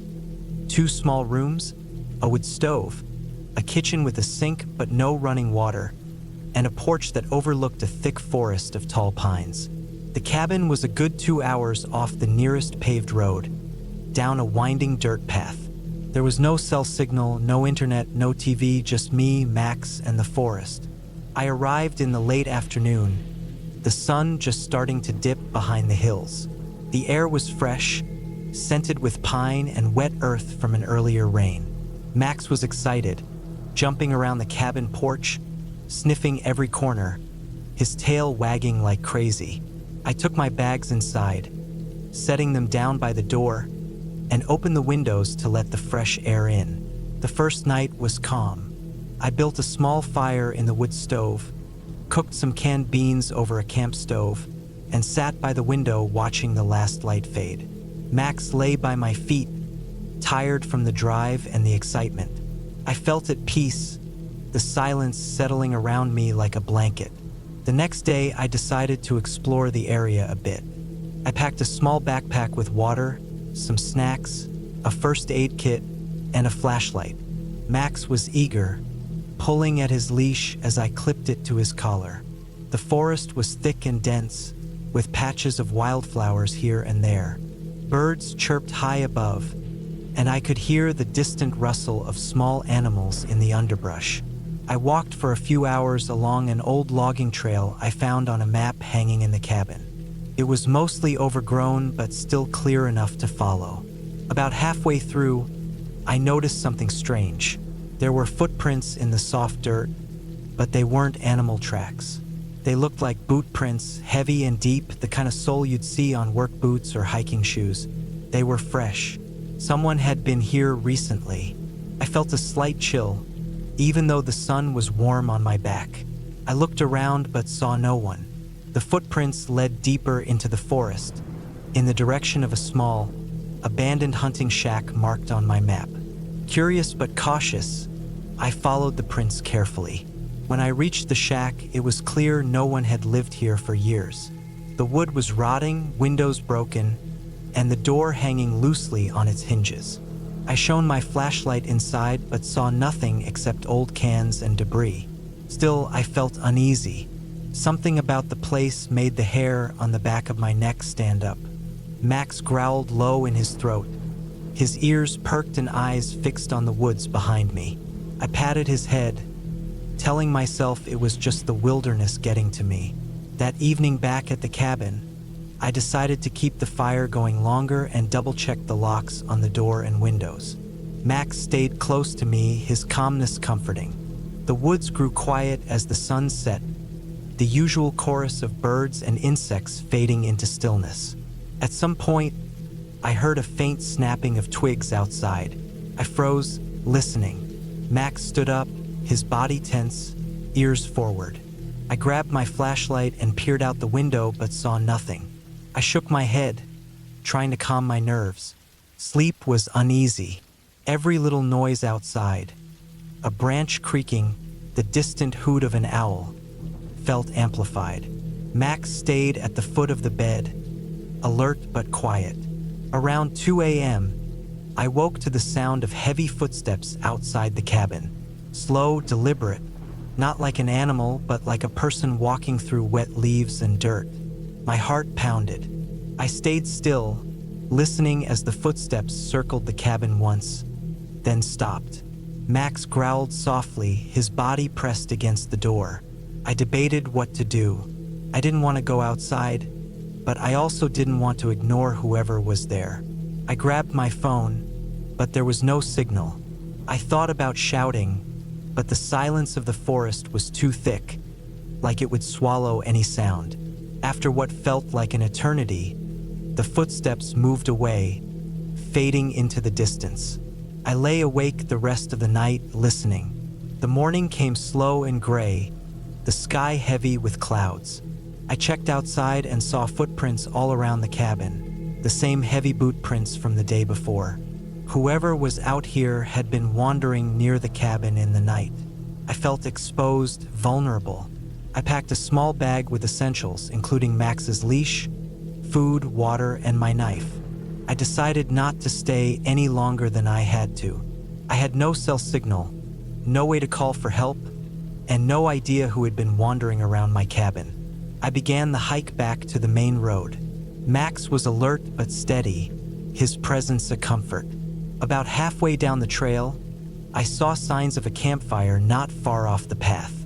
There were ashes and burned wood, fresh but cold to the touch. Nearby, I found more boot prints. The pattern was clear. Someone had been following or camping nearby for days. I felt eyes on me, though I could see no one.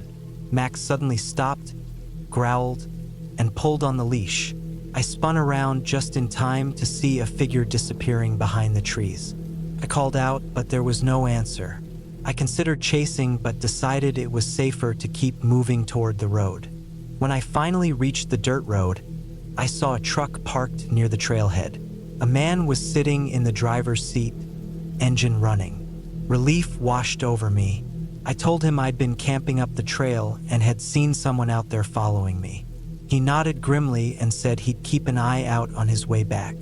I left the woods that day feeling shaken but alive. Max and I drove back to town, the city noise suddenly overwhelming but comforting. I never found out who had been in the woods or why they'd been following me. Maybe a hunter, maybe someone else, but the thought of them watching from the shadows kept me alert for weeks after. The cabin was peaceful again when I checked later, but I never went back. Some places seem safe, but when you sense eyes in the woods, that feeling never fully goes away.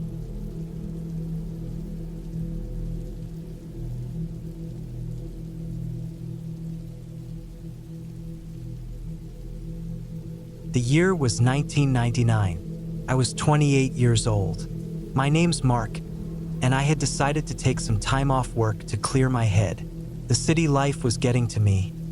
Constant noise, pressure, crowded streets. I needed silence. I wanted solitude.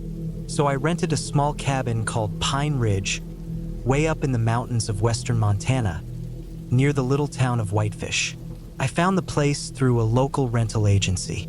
The cabin was simple, wooden, isolated, right on the edge of a thick pine forest. No electricity, no internet, just a wood stove for heat, a small kitchen, and a porch overlooking a slow-moving creek. I packed my car with basic supplies: canned food, water, blankets, a first aid kit, an old hunting rifle my grandfather left me, a small propane lantern, and plenty of firewood. I left behind my phone, knowing I wouldn't get signal there anyway. The whole idea was to disconnect from the world for a week. To be honest, I wanted to push myself to see if I could handle complete isolation. The drive itself was long and winding. The highway gave way to narrow dirt roads that rattled the car as I climbed into the forest. The air grew cooler, smelling of pine and earth. Eventually, I spotted the cabin, dark brown with a steep roof and a small chimney puffing thin smoke from the wood stove inside. The windows were dusty but clean enough to see through. No neighbors for miles. I parked, grabbed my bag, and stepped onto the porch. The silence hit me hard.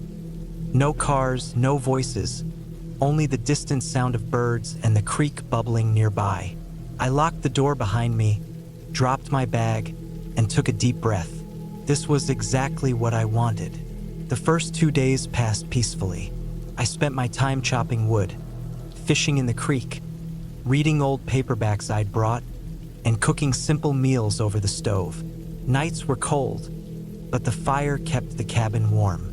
The moonlight filtered through the trees, casting long shadows across the forest floor. I felt free and calm. On the third day, something shifted.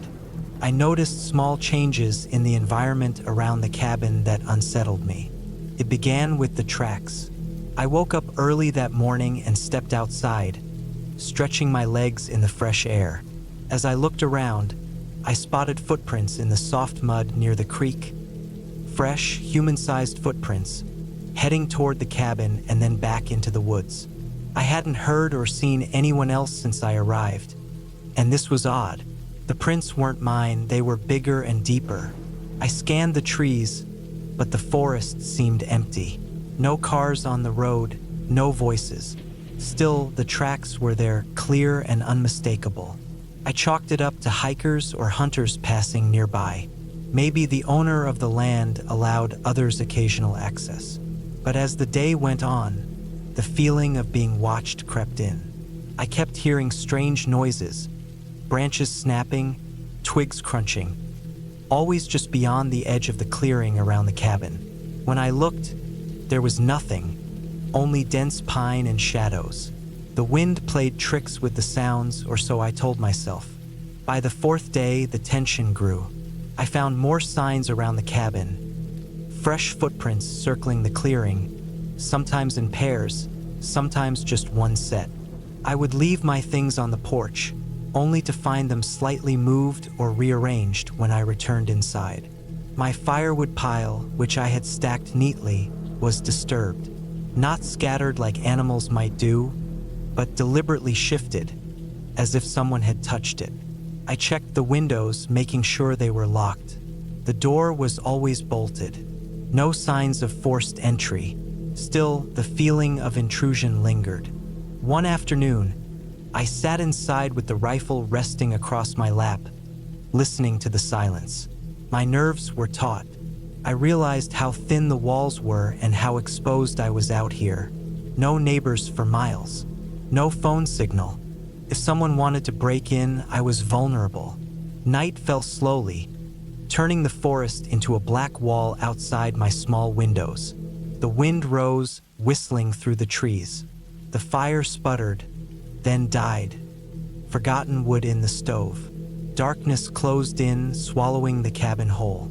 Around midnight, I woke to a noise. Footsteps crunching on the gravel outside the porch.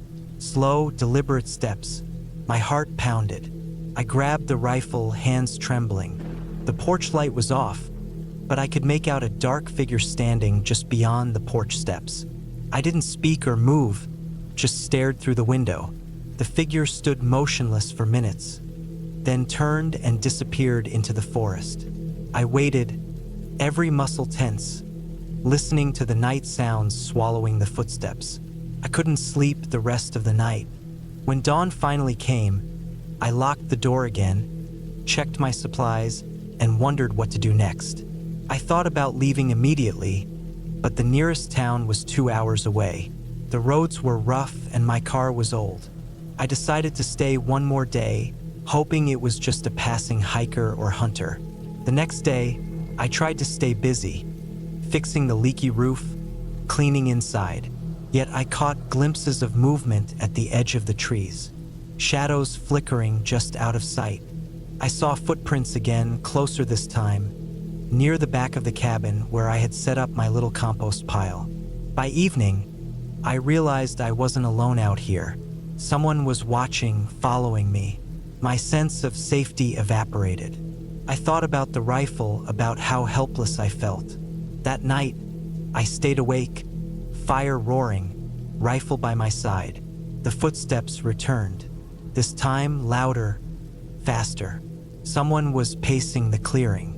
Then I heard voices, low murmurs carried by the wind. I couldn't understand the words, but the tone was hostile. I crouched near the door, heart racing. Suddenly, a rock smashed against the window. Shards exploded inward, glass cutting my arm. Panic surged. I grabbed the rifle, checked the chamber, and aimed toward the broken window. No one was there, only darkness. I decided then I wouldn't wait for morning. I needed to leave. I packed what I could: food, water, rifle, and slipped out the back door. The forest was a maze of shadows, but I moved quickly, following the dirt road. I kept looking back. No one followed. The wind was quiet. Hours later, I reached the highway and finally a gas station. The attendant was surprised to see me, dirty and tired. I told him a vague story about trouble at the cabin, needing to leave. He nodded, handing me coffee. Back in town, I called the rental agency. They confirmed that the cabin was on private land, and the owner had warned them some locals sometimes trespassed. Nothing official, just rumors of hunters ignoring boundaries. The agency apologized and said they would investigate. I never went back to Pine Ridge Cabin. That experience stayed with me for years.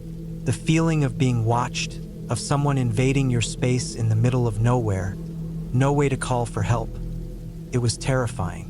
It wasn't ghosts or monsters, just real people with real intentions. That kind of fear is raw and heavy. I learned that sometimes the scariest stories don't come from myths or legends, but from the simple reality of being vulnerable in the wilderness, surrounded by strangers who don't care if you're there or not.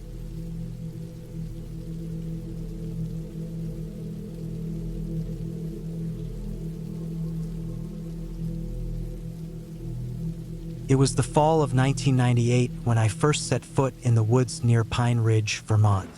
I was 27 years old then, tired of the constant noise of city life and desperate for some peace. My name is Jake Thompson, and this cabin was my escape. A small, weathered wooden structure tucked deep into the pine forest, far from any neighbors or roads. I had rented it through a family friend who once owned the place but moved away. The idea was simple. 1 week alone, no distractions, just me, the trees, and the silence. From the moment I arrived, the air smelled crisp and clean, a mixture of pine needles, damp earth, and a faint hint of smoke from the old stone fireplace inside the cabin. The sun was already low behind the mountains, casting long shadows that stretched like fingers over the uneven dirt path leading to the cabin. I parked my beaten-up truck next to the small porch, the tires crunching over dry leaves and twigs. The cabin itself wasn't fancy. 2 rooms, a tiny kitchen with a cast-iron stove, a wooden table scarred by years of use, and a small bedroom with a cot and a thin mattress. No electricity, no running water, just a well outside and a rusted old outhouse a few steps behind the cabin. Perfect for what I wanted. I unloaded my gear, backpack, cooler with some canned food, fresh water, a couple of books, and my hunting rifle. Not because I planned to hunt, but because I liked the sense of security it gave me in a place so remote. The previous owner warned me to lock the cabin well at night. Wildlife wasn't the only thing to worry about in those woods, he said vaguely, but I shrugged it off as an old man's paranoia. That first evening, I lit a fire in the fireplace, the crackling flames casting a warm orange glow that pushed back the creeping cold of autumn. I cooked a simple meal, canned beans and a bit of bread, then settled into the cot with a book. The quiet was unlike anything I'd experienced. No cars, no sirens, no chatter. Just the soft whistle of the wind through the trees and the occasional snap of a twig from some unseen animal. The next few days passed slowly. I hiked the trails, took photographs of the forest, and enjoyed the solitude. The trees were tall and thick, the underbrush dense and tangled. I spotted deer, a few squirrels, and once, from a distance, a large black bear. Nothing too alarming, but the isolation started to weigh on me. Even though I told myself I wanted to be alone, the silence sometimes felt too heavy, like it was pressing down on me. Nights were the hardest. The wind would howl through the gaps in the cabin walls, and shadows danced wildly in the firelight. I double-checked the locks every evening, though nothing had happened. On the fifth night, I heard noises outside, soft footsteps crunching in the leaves. I froze, heart pounding, rifle in hand. I strained to listen, but whatever it was moved away quickly. Probably a deer or some raccoon, I told myself, trying to steady my breath. Then, the next morning, something was off. The door to the outhouse was open, swinging slowly on its hinges. I was sure I had closed it the day before. I walked over to check. Nothing seemed disturbed inside, but on the ground nearby were footprints, boots, maybe a size 10, heading toward the trees. They weren't mine. I felt a chill. I debated whether to leave immediately, but the truck was a good 20 minutes away on a rough dirt road, and I had no cell signal, no way to call for help. I stayed, telling myself I was overthinking it. The following night, I kept the fire going late, watching the flames, waiting for sleep to come. Suddenly, a sharp noise, metal scraping against wood, came from outside. I grabbed the rifle and crept to the window. In the faint moonlight, I saw a figure crouched near the porch. A man, dressed in dark clothes, hood up, face turned away. I held my breath, not sure what to do. The man seemed to be prying at the lock on the cabin door. Panic surged through me. I whispered to myself to stay calm. Slowly, I backed away and grabbed my flashlight and extra batteries from the kitchen. Shining the beam toward the man made him freeze and then sprint into the woods, disappearing among the trees. I bolted out the door after him, heart pounding, but he was gone. That was the moment I realized I wasn't just a guest in the woods. I was being watched, maybe even targeted. The next day, I scouted the area, looking for signs of the man. I found more boot prints, some broken branches, and trash left behind. An empty soda can, a plastic lighter. Whoever he was, he'd been close. I fortified the cabin as best I could, stacking heavy logs against the door, securing windows with old boards I found. My mind raced with possibilities. Was this some local trying to scare off renters? A homeless person seeking shelter? Or worse, someone with more sinister plans? The sixth night was the worst. Around midnight, a loud banging started at the cabin door. I didn't hesitate this time. I grabbed my rifle and positioned myself behind the door, waiting. The banging stopped after a few moments, but then I heard voices, muffled, low, angry, coming from just outside. I realized I was not only isolated from civilization, but completely vulnerable. I couldn't call for help. The closest neighbor was miles away. The truck was buried under leaves and brush, maybe blocked by fallen trees from recent storms. I was alone. I stayed awake all night, listening, waiting, flashlight and rifle at the ready. No more banging, no more footsteps, just the wind. Morning came and I decided I couldn't stay another night. I packed everything quickly, double-checked the locks, and left the cabin. The forest felt different, darker somehow. The path back to the truck was longer than I remembered, the trees seeming to close in around me.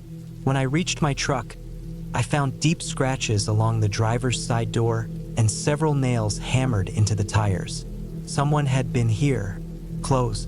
I started the engine, careful to check the mirrors and rearview camera. The road was empty. I drove out slowly, eyes scanning every shadow, every tree line. I kept thinking I'd see the man again, but I didn't. Back in town, I reported what happened to the local sheriff. They took my statement but said there was no one else around the area and no reports of trespassers or threats. Probably just some local kids messing around, they said. But I knew better. The man was real. I had seen him. After that week, I never went back to Pine Ridge. I stayed in the city, took a job closer to home, and avoided the woods. Sometimes I still wonder who that man was and what he wanted. Did he mean to scare me off? Did he want to hurt me? I'll never know. But one thing is clear, I was lucky to get out when I did.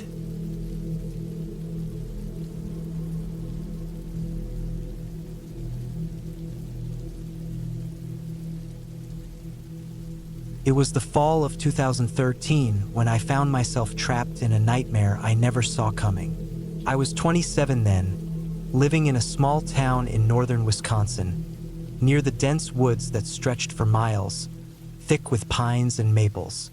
I worked construction, a decent but grueling job, and I wasn't one for trouble. I liked quiet places, the kind of spots most people skipped over, the kind of places where you could get lost in your own thoughts. But that fall, my thoughts turned into fear. I didn't know the people who would bring me there, not at first. I only knew their faces by the time I was trapped in that cabin, surrounded by shadows and quiet sounds of the forest. The first sign that something was wrong was when I accepted a ride from a man named Eric. I met Eric at a bar in town. He seemed friendly enough, easygoing in the way some men are when they're trying to make new friends. He told me about a job, work that paid well and was easy if you were careful. It was odd that he approached me, but I was tired and the pay sounded good, so I agreed to meet later. The next day, I followed him in his old pickup truck deep into the woods. The road became narrower, then rougher, until it was little more than a dirt track. After about an hour, he stopped at a small clearing. In the middle of it stood a cabin made of rough logs, old and weathered. It looked like no one had been there for a long time, the windows boarded up and the roof sagging. Eric unlocked the door with a key he pulled from his pocket and pushed it open. Inside, the place smelled of damp wood and old smoke. The air was cold and stale, even though it was early October and the sun was still warm. He motioned for me to come inside. At first, I thought it was just a simple hideout, maybe a place to store tools or take breaks during their work. But there was no one else there, just Eric and me. Then the others came. They didn't appear all at once.